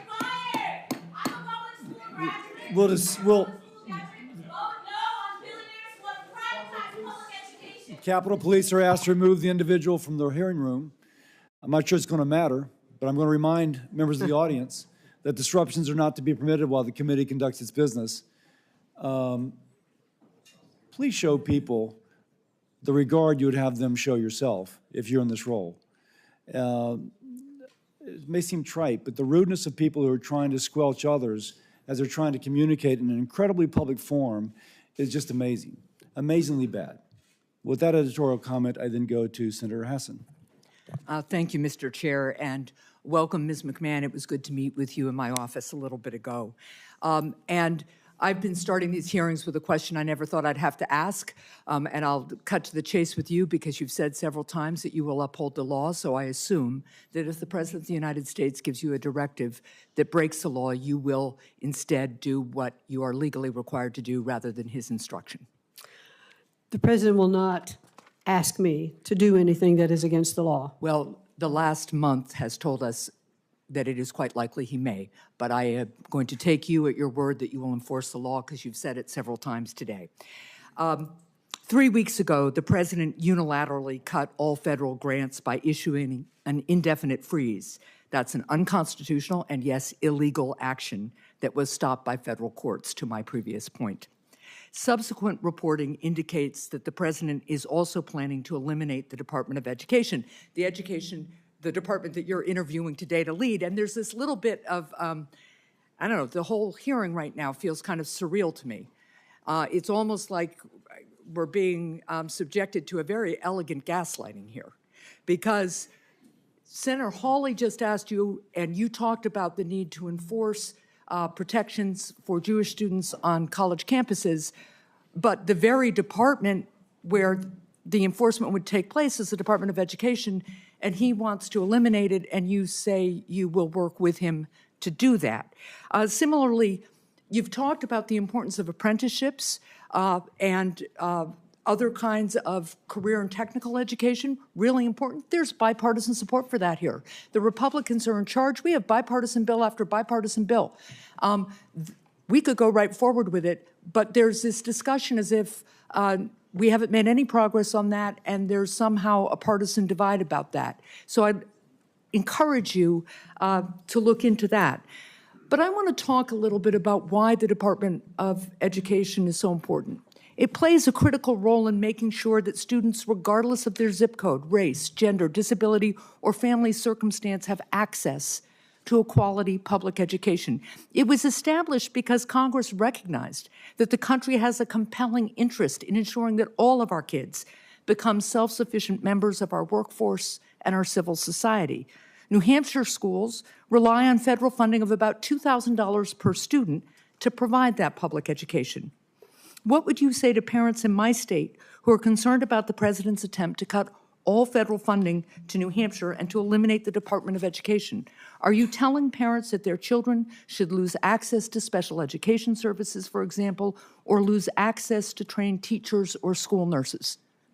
Well, thank you, Senator, very much. Let me just object to one point, and that is that, the residents in the state of New Hampshire should not be concerned that federal funding is going to be removed from their schools. How they get that federal funding may change. My time is limited. What department do you suggest would then administer that funding?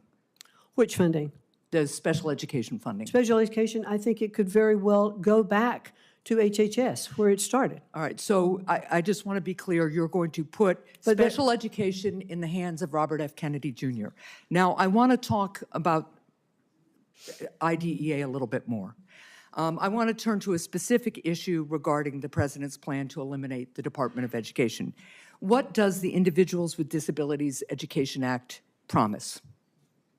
It promises that we're going to take care of these students, that they're going to be provided with assistance that they have in the schoolrooms, the technology that they need, the assistance. And you and I talked a little bit about that with your own child. IDEA guarantees children with disabilities a free, appropriate education. What is the federal investment promised to states under IDEA? What's it supposed to be? In terms of dollar amounts? Yeah. I'm not sure. The federal government committed back in 1975 when it passed IDEA to pay 40% of the average per pupil expenditure for special education. You know what the federal government actually does? I think it's around 14 to 18% at this point. It's about 15%. But it's an appropriated amount from Congress, though, and so Congress needs to appropriate those dollars to spend. That's right, but the President of the United States is proposing, and the Republicans in Congress are proposing massive tax cuts for billionaires, and they're trying to pay for it by massive cuts to education and other services. And just so you know, New Hampshire would lose $60 million in IDEA funding if IDEA were eliminated. My time is almost up. I'm just going to say this. The reason the Department of Education came about in about 1975, IDEA was passed in 1975. 1979 was the department. And Mr. Chair, I'll take just a second here. But people need to understand, people like my son, we talked about him. Before IDEA, before the Department of Education existed, state and local schools did not educate these kids. They barred them from the classrooms. These kids were institutionalized and abused. There is a reason that a Department of Education and IDEA exists, and it is because educating kids with disabilities can be really hard. And it takes the national commitment to get it done. And that's why so many people are so concerned about this proposal to eliminate the department, because they think kids will once again be shoved aside, and especially kids with disabilities. Thank you, Mr. Chair. Thank you. Senator Scott. Thank you, sir. One of the things that you and I had an opportunity to talk about a number of months ago, I actually believe that competition does, in fact, increase the production as well as improve the outcome. Typically, whether it's private sector, frankly, public education, I think competition is a key component to making things better and typically cheaper. I think charter schools is a classic example of that. Typically speaking, some of the most successful schools in the country, think about Success Academies in New York City, where you have 83% minorities who are consistently ranked in the top 5 high schools in the state because all kids have high potential of learning. I think that we need to make sure that every parent has choice so that the kids have the best chance at life. By the way, I think that public schools are part of school choice from my perspective. Public schools, private schools, charter schools, virtual schools, homeschool. I want the parents to make that choice because they care the most about their kids. I know some people think it's the teachers' unions. I think it's the parents. I'd love to hear your thoughts. I'm sorry. I'd love to hear your thoughts. Oh, absolutely. I agree that competition is, I think, very key. When I first started to take a look at education, I was reading the Sunday morning paper in Greenwich, Connecticut, and I saw that public schools in Greenwich, Connecticut were not meeting the levels of No Child Left Behind. And I couldn't understand that. One of the richest communities in the country, how could there be this kind of achievement gap between students, from lower income areas to upper income areas? And so I tried to meet with the superintendent to talk about that article. I couldn't meet with her. I eventually talked to the governor. And the governor said to me, if you're really interested, let me introduce you to some people. And she did. And I started talking to the folks who were developing charter schools in Connecticut, a woman named Daisha Toll, and I visited those schools, and I saw how much better those children were performing. They were rapidly coming up to grade level reading and doing math. They were teaching differently. And I thought, this is a real opportunity. This was a charter school, which is a public school. Yes. And in the state of Connecticut, it's not fully funded. The facility is not provided. And so it's a public-private partnership to make sure that these schools are offering choice and competitiveness. So we saw it was clear evidence how those schools provided an opportunity for students to succeed. Awesome. You only have 2 minutes left. That was quick. Maybe I have as much time as I want. I'll be the chair for a few minutes. It's great. Oh, my goodness gracious. Never mind. I didn't see that hammer you had there. So back in 2017, I started working on creating a definition in higher education for anti-Semitism. I thought then that we were seeing a little uptick, and having been raised in the Deep South, I'm familiar with discrimination and the challenges that come with, unfortunately, the color of people's skin and or their religious beliefs. And if you look at the level of hate that we've seen recently on college campuses towards our Jewish students, I find it disgusting, frankly. I hope that you will commit to investigating reports of anti-Semitism to the full extent of the law, especially on college campuses around this country. Yes, absolutely. There should be no discrimination of any form, but, I fully believe that there should be First Amendment protection for discourse and for freedom of speech. But when you become involved in activities that are actually endangering the students that are on campus, then that is not what should happen. And those schools that accept federal funding that allow that to happen should face defunding. Thank you. And my last question, I know that many of us on my side of the aisle think that DEI is about power more than it is about anything else.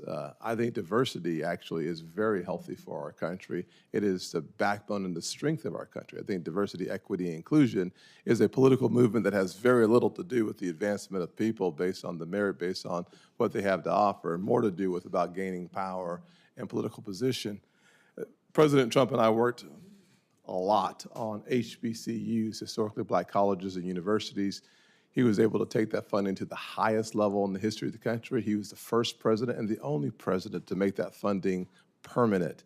There's no doubt that our country still struggles with the issue of race, but one of the shining examples of a merit-based system that helps those who do not have see the perspective that the American dream is for them. I hope that you will commit to continuing the efforts of President Trump on supporting historically black colleges and universities. Yes, as a matter of fact, I met with the president of Howard University a week ago, and we sat and talked through a lot of the different programs that are offered there.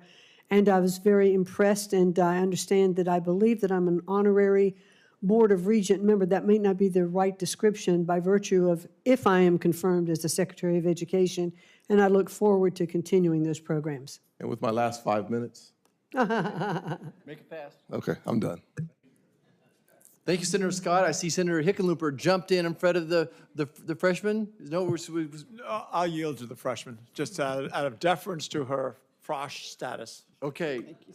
Senator Blunt Rochester, you're recognized for 5 minutes. Thank you so much, Mr. Chair and Mr. Hickenlooper, for that sharing of the time.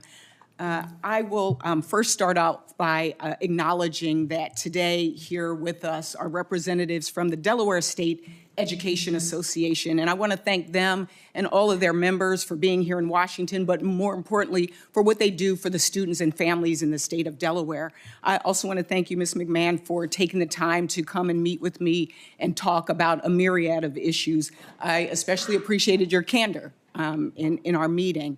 And, as I'm sitting here watching the passion of the participants, of the members, it is clear that education is so important to this country. And I am clear-eyed about the challenges that we face in accomplishing the goal of ensuring that all students are able to be prioritized. I shared my concerns about the call to abolish the department. I am particularly concerned, as a former cabinet secretary myself, cabinet secretaries do have the influence, the power, the responsibility to share what is good, what is bad, what is wrong. And so I understand waiting until you get into a position to figure some things out, but there are core basic things like, do we have the confusion that people have over this executive order on diversity? They are scared. The fact that school kids are afraid to come to school, maybe because of their status, we're hearing all kinds of stories, and that's why this hearing is so important. That's why this position is so important. And I'm just a little confused because Part of the reason why it was created was because in HEW, children were buried into these big departments.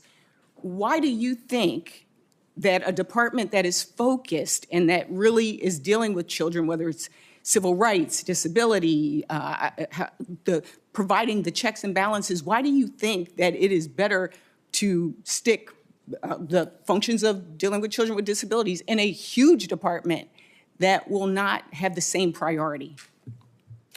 Thank you very much, Senator, for that question. The bottom line is because it's not working.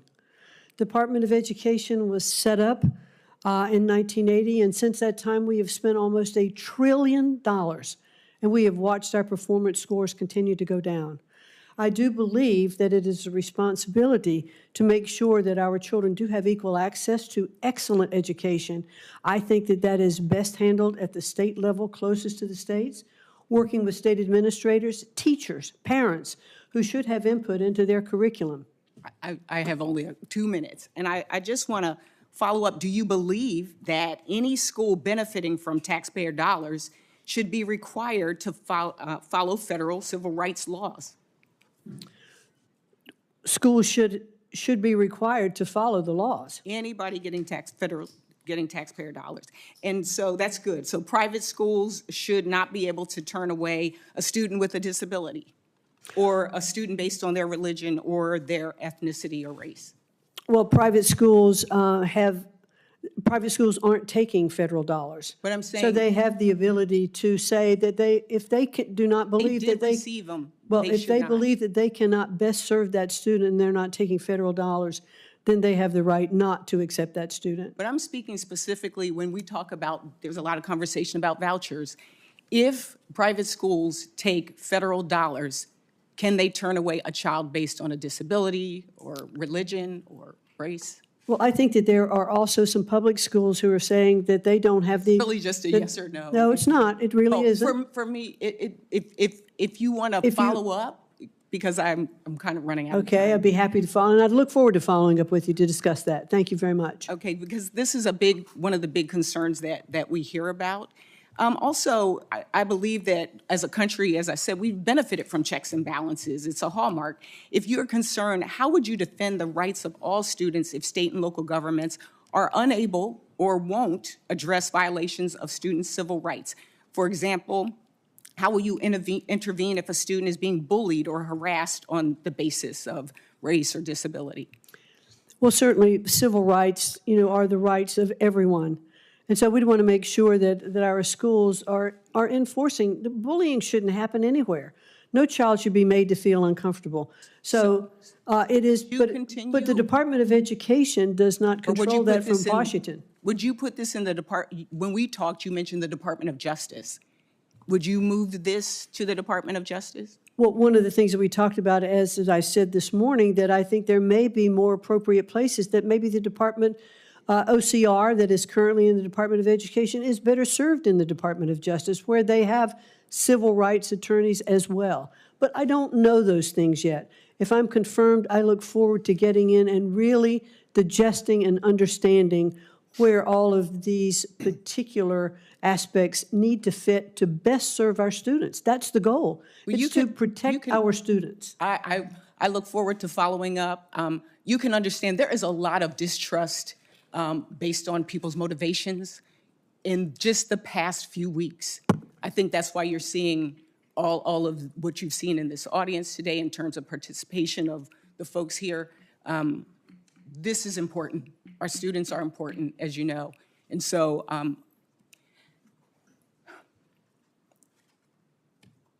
I really hope that this administration and that you will recognize that there are students, there are teachers, there are parents that need the support and the help. And we hope that you will continue as well with your support of HBCUs. Thank you, I yield Senator. back. Thank you so much, Thank you Senator so Marshall. much. Good morning, Ms. McMahon. Good to see you. Thank you. Good to see you, too. You bet. Ms. McMahon, when I speak to youth, I typically talk about the 3 pillars of my life: faith, family, and education.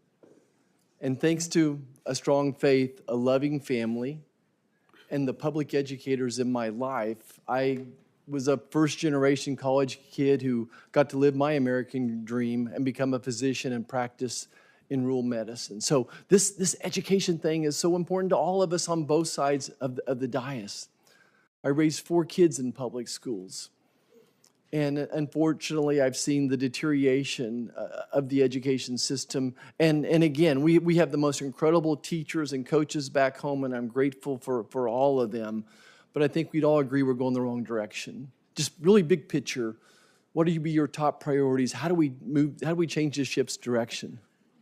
Well, certainly the president has given a very clear directive that he would like to look in totality at the Department of Education and believes that the bureaucracy of it should be closed, that we should return education to our states, that the best education is that closest to the kids, and that we should work with our local schools, with our superintendents, with our parents, to make sure that the education that our students are getting are the ones that is best for them. It's not one-size-fits-all education policy throughout the country. Governors have taken great strides in implementing school choice, making sure that schools have the funding that they need. And we've seen public education in those states actually improve. There have been studies to show that. And so I'm very hopeful that we will get back to the basics of education so that our children can read when they leave 3rd grade, and that 8th grade students can do math and read at proficiency. Today, only one third of high school students graduating can read proficiently. That means 2/3 can't. We are failing our students, our Department of Education, and what we are doing today is not working, and we need to change it. Thank you. Ms. McMahon, should biological boys be allowed to compete against girls in sports? I do not believe that biological boys should be able to compete against girls in sports. And I think now that they certainly not only have the people spoken, because that was something that President Trump ran very hard on, but also the court has spoken. Ms. McMahon, I feel like there's that anti-Semitism has become endemic in our universities. Would you be open to some type of an anti-Semitism commission to evaluate the progress of the universities on this issue? Yes, I would, and I'd look forward to perhaps working with you or other members of the committee on such a commission. Okay. Let's talk about workforce Pell Grants for a second. I mean, we can't keep doing what we're doing. The average starting salary for graduates from our community colleges and technical colleges back home is higher than our 4-year universities, and their debt is close to zero, if not zero as well. What would you speak to what do you feel about more flexibility of Pell Grants? Oh, I certainly would like to see workforce Pell Grants, and it goes through various stages of getting passed, but I definitely think that workforce Pell Grants are something that could stimulate our economy, provide opportunity for those who want to participate in skilled-based learning, to have the opportunity if we'd have short-term certificates of Pell Grants that would get those students into the workplace faster if they want to be electricians, HVAC developers. And apprenticeships as well? And apprenticeships and internships, all of that. Well. In fact, in the first Trump administration, I was part of, with SBA and working with the Department of Labor, of making sure that there were more apprenticeship programs across the country, because those are very, very vital to the growth of not only our economy, but our businesses in general. Thank you, Ms. McMahon. I appreciate your answers and look forward to supporting you. Again, education is so important to all of us. To live that American dream, we need a strong education system. I know you're committed to that as well. Thank you, Mr. Chairman, and I yield back. Senator Hickenlooper. Thank you, Mr. Chair. And thank you, Ms. McMahon, for your public service and for coming back and going through all this. Again, I thought when you were talking to Senator Blunt Rochester, your comment that bullying shouldn't happen anywhere is true. Is absolutely true. It shouldn't happen in schools. It shouldn't happen in homes. It shouldn't happen in government. And I'm not going to go over. I agree on the things so much you've covered, anti-Semitism, and making sure that there's great clarity around that. I want to talk a little bit about about history and the teaching of history, I used to talk about topophilia, which means love of place. And I believe it's a basic building block of economic development of people's affection for a place. And that affection comes largely through the teaching of the history of that part of your state or your county, however it gets broken down. But I think teaching every part of our history is important. Colorado, some of the worst parts of our history, Governor Ralph Carr, a Republican governor who's one of the few Western governors who, when we were putting large detention facilities together for Japanese Americans during at the beginning of World War II, he said not only we're not going to support that, but any Japanese Americans who want to come should come to live in Colorado and live freely. We had the Sand Creek Massacre, where Colorado volunteers slaughtered almost 200, mostly women and children. But I think you mentioned in your testimony that the importance of teaching true history. And I understand the emphasis on positive, but I want to make sure that we agree on the teaching of all of it, both positive and negatives, just because as an entrepreneur, you learn more from your mistakes than from what you do right. And I think making sure that we don't gloss over the troubling parts of our history that we're not letting that slip behind us. Well, clearly, I do agree that we should teach our history, the true history, the good, the bad, and the ugly, because we don't learn unless we recognize our mistakes. I will state that the Department of Education does not establish curriculum, but that is handled at the state level. But clearly, I am in favor of our history being taught exactly as it happened. Right. Well, I appreciate that. And it's funny that a lot of people don't. So it's good to get that on the record. We talked a little bit about apprenticeships and the importance of apprenticeships. I think the comment you made just that almost 2/3 of our kids, when they graduate from high school, cannot read proficiently is a disgrace that we should all not accept. And as I think as you recognize, it's not that we don't have good teachers. I think we have great teachers in every state. It's very powerful statistic that in almost every survey, parents think that the school systems are broken except theirs. They think their school is pretty good. And I think that's a reflection of the quality of teachers we have. But this notion that everybody should go to college, I think is prevalent and persistent. That you've talked about the importance of alternative career pathways. When you were in the office, we discussed this. One of the major issues we hear on trying to push apprenticeships, not just to trades and not adult apprenticeships at 18, but 16, 17, 18-year-olds while they're in high school going and working a couple days a week in an insurance company, could be a law firm, anywhere, but learning what a job place looks like, coming back to school and learning things that might make them more successful there. One of the problems is that type of an apprenticeship, so many of the academic advisors are just focused on that 4-year college track. And that's what the parents are kind of expecting. They may not even realize what apprenticeships are around there. What can you do as Secretary of Education to share with high schools all across America that these other alternative pathways are available?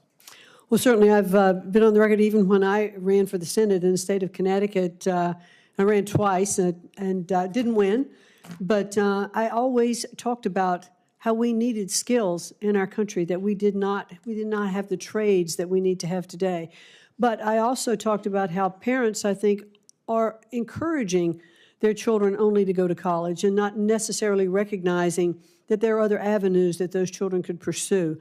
I clearly was a parent who were pushing both my children to go to college, but I realized today that there are other opportunities for students to succeed and enter into a pathway that they will be successful in their lives. So I think apprenticeships, internships, working the public-private sector to make sure that we have our curriculum that is designed for the needs of the communities and business. I think that's incredibly important. It's one of the things that we've striven to do at Sacred Heart University that I sit on the Board of Education. What are the needs of the community, and how can that curriculum be structured to satisfy that need? And that's, I think, critically important. Great, and we're out of time. Of course, I've got millions more questions. Maybe we'll continue that discussion. I appreciate you being open about not wanting to end the Department of Education completely and not your willingness to look at Pell Grants on a larger scale. Thank you. Senator Banks. Thank you, Mr. Chairman. Just as a side note, I'm struck by the outburst of some of the protesters in the room, and a number of them have told us that they're teachers. Can you imagine them teaching, these people teaching our kids in classrooms across America, and they come here and act like children with outbursts and try to prevent us, in an attempt to prevent us from doing our job to move you forward, to do the important work that you have to do. For me, that's what this is all about. I have 3 daughters who are in grade school in public schools, and I want to get politics out of the classroom. I want political flags and political statements and ideologies out of the classroom, and I want teachers to teach our kids and prepare them for the jobs of the future.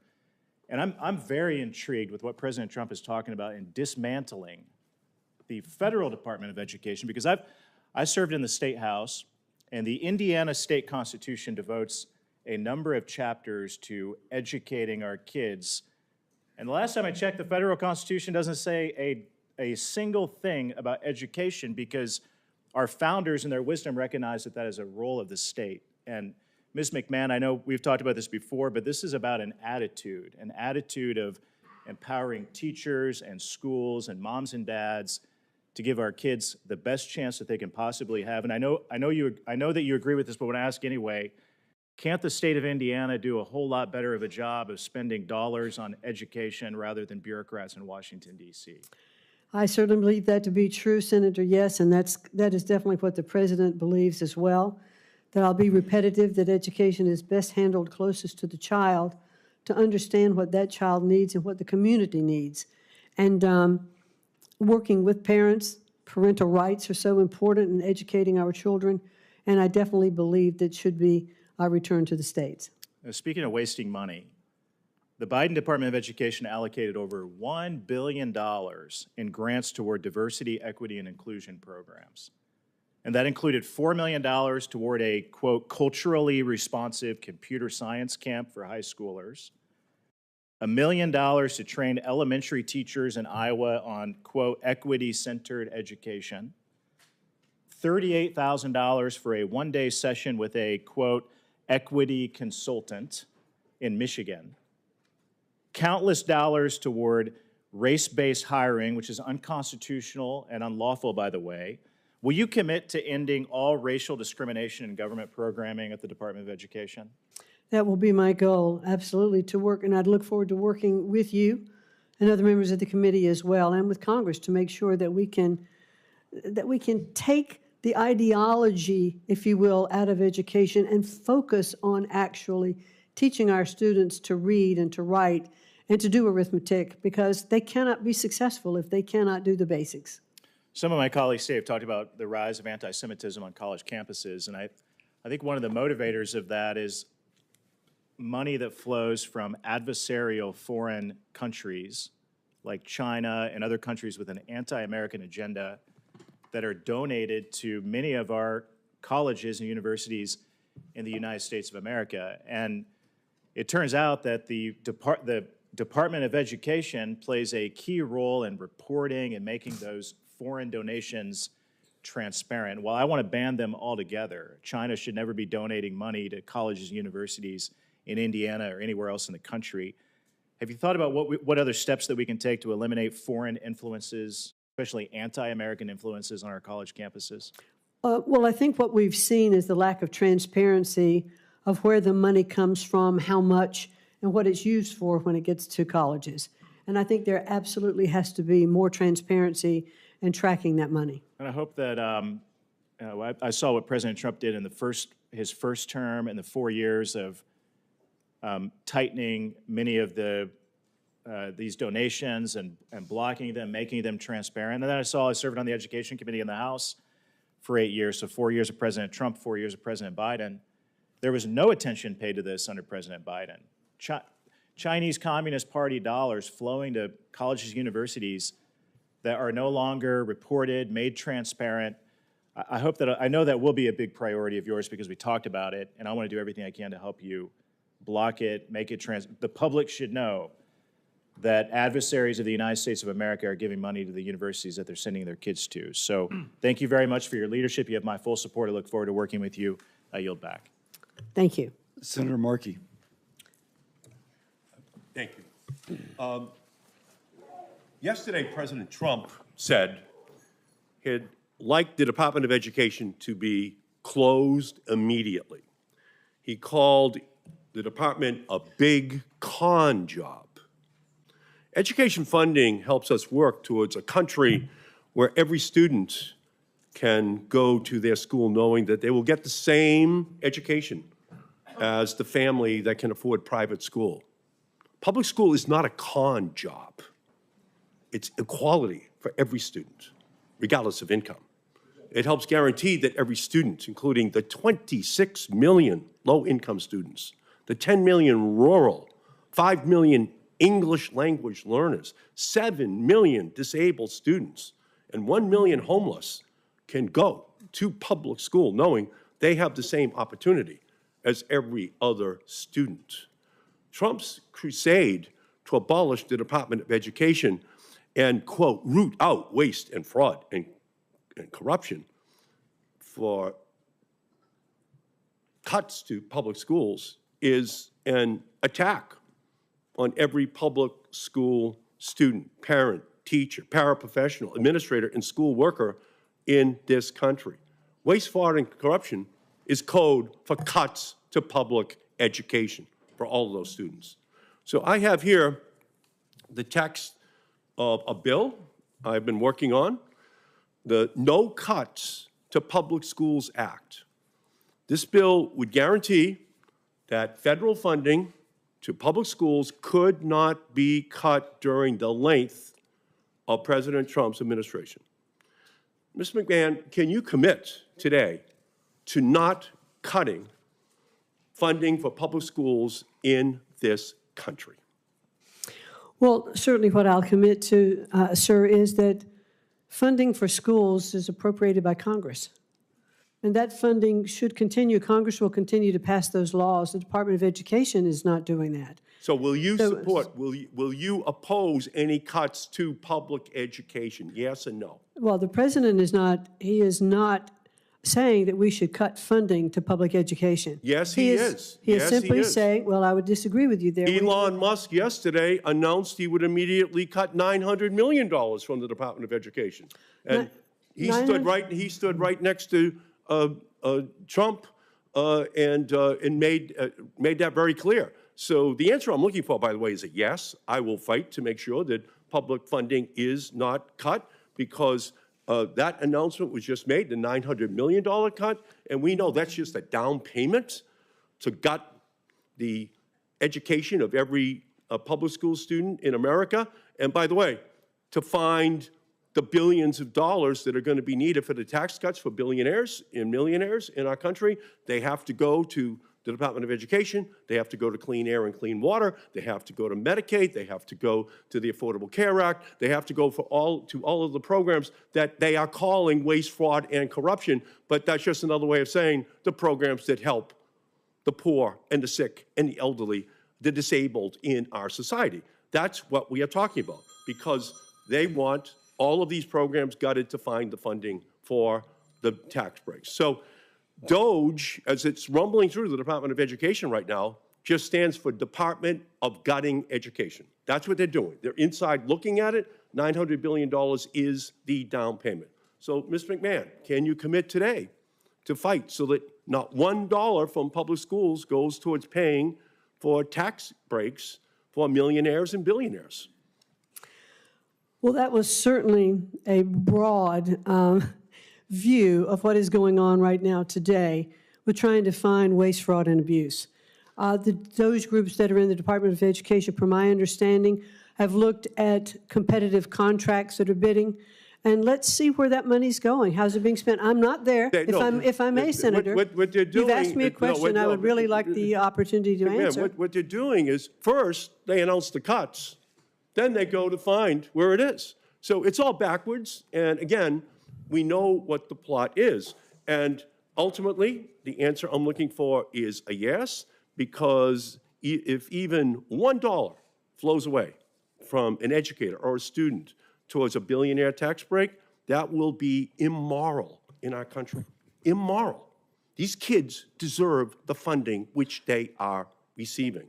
And Donald Trump and Elon Musk should be ashamed that they are working harder for billionaires than they are for working families, for these kids who need help. 90% of disabled of students go to public schools. 95% of students with disabilities go to public schools. And Trump and Musk want to take from those students to give to billionaires. That is immoral, it's wrong, it's unjust, and we're going to fight it every single step of the way. Thank you, Mr. Chairman. Thank you, Senator Markey. Senator Moody. Hello, it's so great to be with you. Thank you for joining us today. I'd like for you to have some time to answer some questions.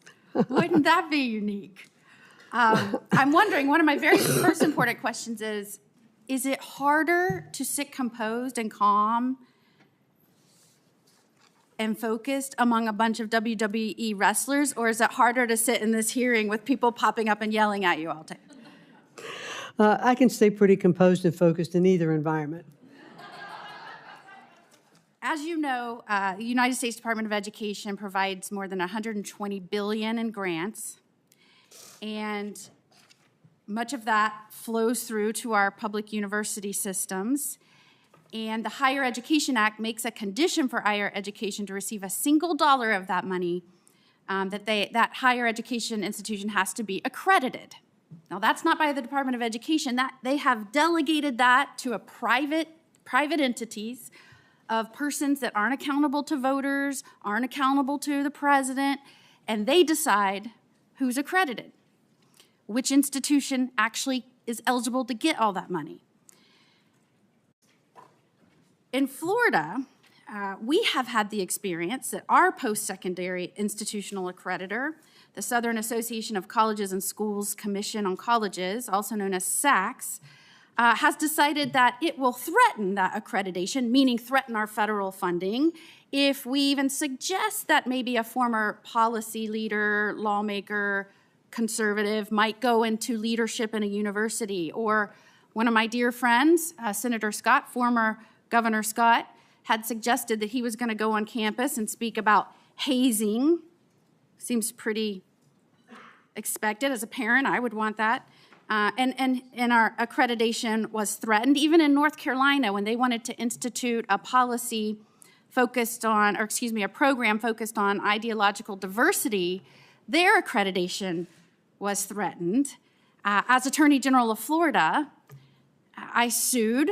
I think there's a constitutional problem with the Department of Education delegating that authority to a private organization who dictates whether someone can get federal funding and tries to insert their own preferences and policies down into the education policies of a state and force it on our educational institutions. So I wanted to talk to you a little bit about that today. I don't think it's just frustrated Florida. I think, yes, we were one of the first states to stand up and fight and go to court and try and stop that. But a lot of the themes that you're hearing, especially with some of the nominees, are we're trying to stop unelected bureaucrats or unelected people in these private organizations that have been either getting a lot of authority or a lot of federal money pushing policies into the states, and we don't think that's right. So I wanted to talk to you. Do you think that's right? No, I don't think that's right. And if you're confirmed, which I expect that you will be, and I hope that you are, I'm very impressed not only with your some of your educational participation in your own state, but your managerial experience. I think we need that right now.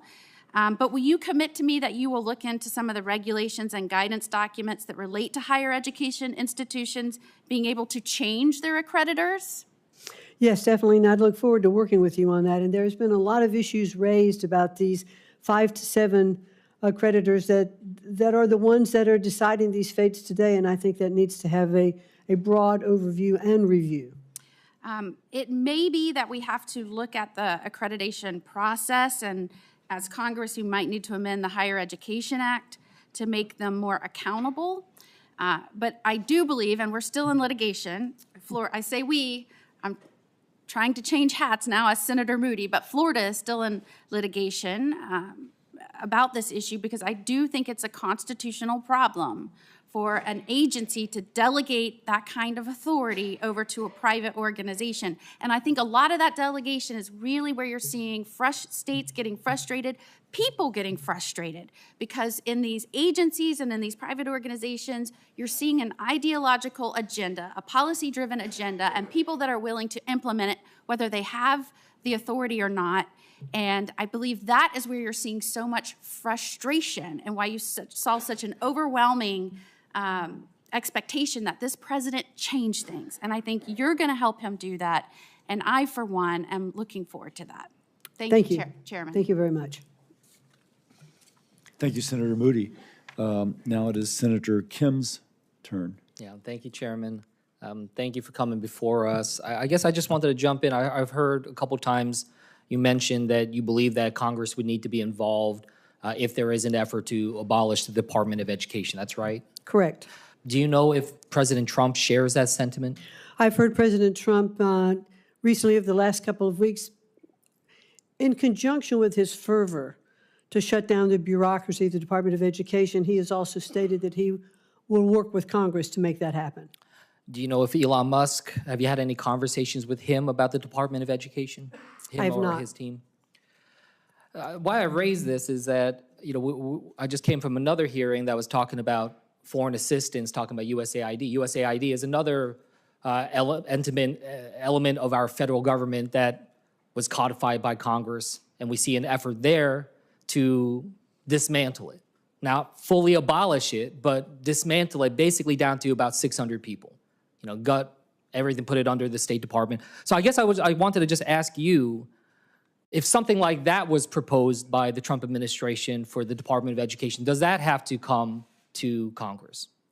Certainly, there are departments that I believe that are in the Department of Education by statute, and those have to be looked at. And Could they be moved? what elements of the Department of Education are those that are protected by statute? I believe IDEA is. I think Title I is. And I'd like to discuss that, look into it and discuss it more fully with you. But for those that are not codified by statute, you're saying those are ones that the executive branch can do as they please? Well, I think that I would like to look into that more. Why I kind of mentioned this as well is that, you know, just in the first couple of weeks here, you know, we had a lot of conversation about the surge of anti-Semitism, our strong support and making sure we're protecting students from that type of harassment, from that type of intimidation. You know, absolutely something we need to stand against in terms of anti-Semitism. But I guess I was alarmed because what we ended up seeing is that multiple attorneys and other staff members of the department's Office of Civil Rights have been placed on administrative leave with no notice, no explanation. And some of them were in the process of investigating cases directly related to anti-Semitic harassment. So I guess I wanted to just ask you, is that something you would support? You know, do you think that that's the right actions that we should be taking at this time that we see such a surge in anti-Semitism? Well, Senator Kim, I know it's not a great comfort for me to say this morning that I am not yet confirmed and have not yet been in the department. I don't know about all the administrative people that have been put on leave. I want to look into that. I want to understand it. I want to assess the department. I can't do that unless I'm confirmed and I get there, but I would certainly be willing to come back to you with a more specific answer. But does that concern you at all if, you know, if you were confirmed, would you make that a priority to go and see whether or not this is going to impact our ability to respond to anti-Semitism? No, I would want to make sure that we have everything that we need to have in place to protect our students on campuses. One thing that we have been having this debate on here in Congress is about this, and what we've seen is that Republicans have called for a 25% cut in the budget of the Office of Civil Rights. Is that something you would support? Again, I would want to see exactly what that impact is going to be and understand it. Look, I guess I'm frustrated because I feel like this is such a clear place where we can just say, yes, we want to make sure we have as much resources as possible to be able to fight anti-Semitism, to make sure that we're addressing these needs of such a surge. When we see a surge in anti-Semitism, of course we would want a surge in resources to focus on that. So I just wanted to raise that because this whole debate that we're having right now, it feels like it's untethered from just the reality on the ground. And I just urge you, if you are confirmed, that we are understanding the human impact of the problems that are here. I have a second grader and a fourth grader. I got 2 little boys. And I just had their parent-teacher conference. And yes, we talked through the performance of my kids, the data that NAEP and others are used, the Institute for Education Sciences. Now we're seeing $900 million cuts to that coming out from Elon Musk and his team. But I just raised this is the reason why teachers are concerned right now is not about their own salaries and their own careers. When they talk to me, they talk about the kids. They talk about the kids. That's I find that to be so powerful when these teachers, they're saying, look, like, I'm not asking about my own career. I'm asking about the kids. So just as you proceed, just remember that. Parents are very scared right now. Now, yield back.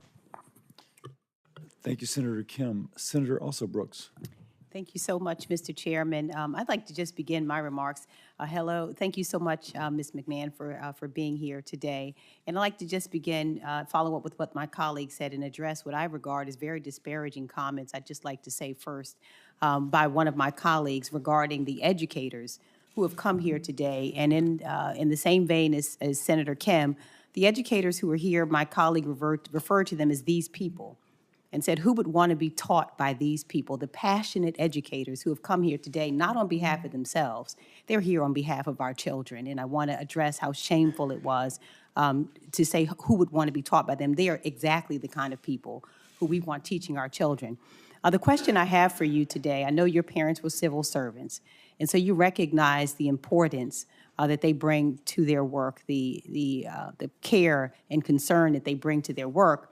And I have been very concerned regarding the treatment of many of our civil servants, those especially in the Department of Education. You may know that last night a number of them were laid off with 15 minutes to have their computers turned off, access to it, just treated really horribly.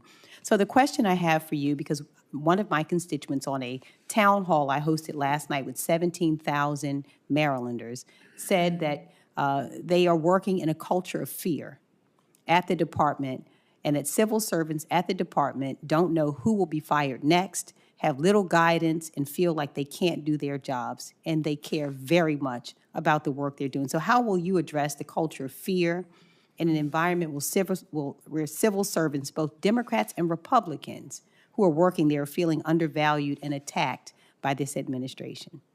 Well, thank you very much for that question, Senator. And it's always difficult to downsize. It's always difficult to restructure and reorganize in any department. I have faced that, in the business world, because you know that you do impact people's lives. But at this particular point, I know that there are people that are being placed on administrative leave, which means they are still receiving full benefits and salary while their jobs are being looked at and how the department is being evaluated overall. I think people should always be treated with respect and with humility. And I would hope that that is what is going on within the Department of Education. I'm not there in person to see that yet, but it was certainly something that I would strive to do in any reorganization that we would take.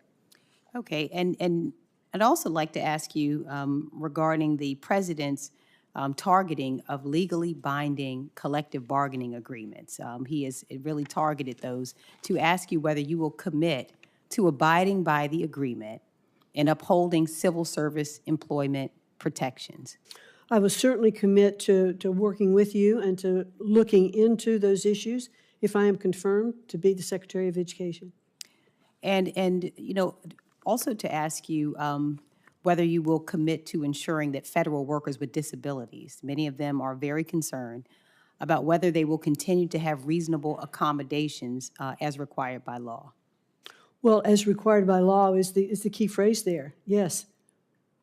Okay, well, in the same vein, there are some who are concerned about being forced now to reapply for accommodations. These are people who have had those accommodations given to them, And they're being told now that they must reapply for those accommodations with their supervisors. And so will you commit that the department civil servants with disabilities will have their reasonable accommodations honored without interference or delay? I'll certainly commit, if I'm there and confirmed, to look into all of those and to get back to you. Okay. And finally, I'd like to ask you regarding the freezing of funds. If you are confirmed, would you support any directive from the president to freeze funds that have been appropriated by Congress, including funds that students and families rely on to pay for college? If they've been appropriated by Congress, those funds should be disseminated. Okay, and so you would block any directive, you would not adhere to any directive, including some of our HBCUs in my state, Bowie, Coppin State, Morgan State, you would not interfere with the freezing of those funds? I commit to you that I will look into every single one of those programs so that I can get back to you and say, this is what I've found, this is what I've discovered, this is what the action is being taken against it or in favor of it, because I'd want to be very inclusive with you on that regard. Okay, the final question, I just have 9 seconds here. Title I, I know that you said you support it. If the Department of Education is dismantled, what will you do to protect the students who are disadvantaged and impoverished on Title I funds? Well, Title I funds are appropriated by Congress. They flow directly to the states today. They go to the State Department of Education, then they're deployed to the districts. So the Department of Education is not really involved in that distribution. Okay, thank you so much. Thank you. Thank you, Senator Brooks. Senator Sanders. Thank you, Mr. Chairman. I ask unanimous consent to enter into the record 18 letters opposing Ms. McCann as Secretary of Education. So ordered. I will now conclude, but let me first say that the Capitol Police are requesting that the audience remain seated until Ms. McMahon leaves. So just to first say that. Ms. McMahon, thank you very much for being here. You've handled yourself extremely well. I now ask for unanimous consent to enter into the record 55 letters of support for Ms. McMahon's nomination. And this concludes our hearing. For any senators who wish to ask additional questions, questions for the record will be due tomorrow at 5 p.m. Once more, audience, please stay seated till Ms. McMahon leaves. Thank you.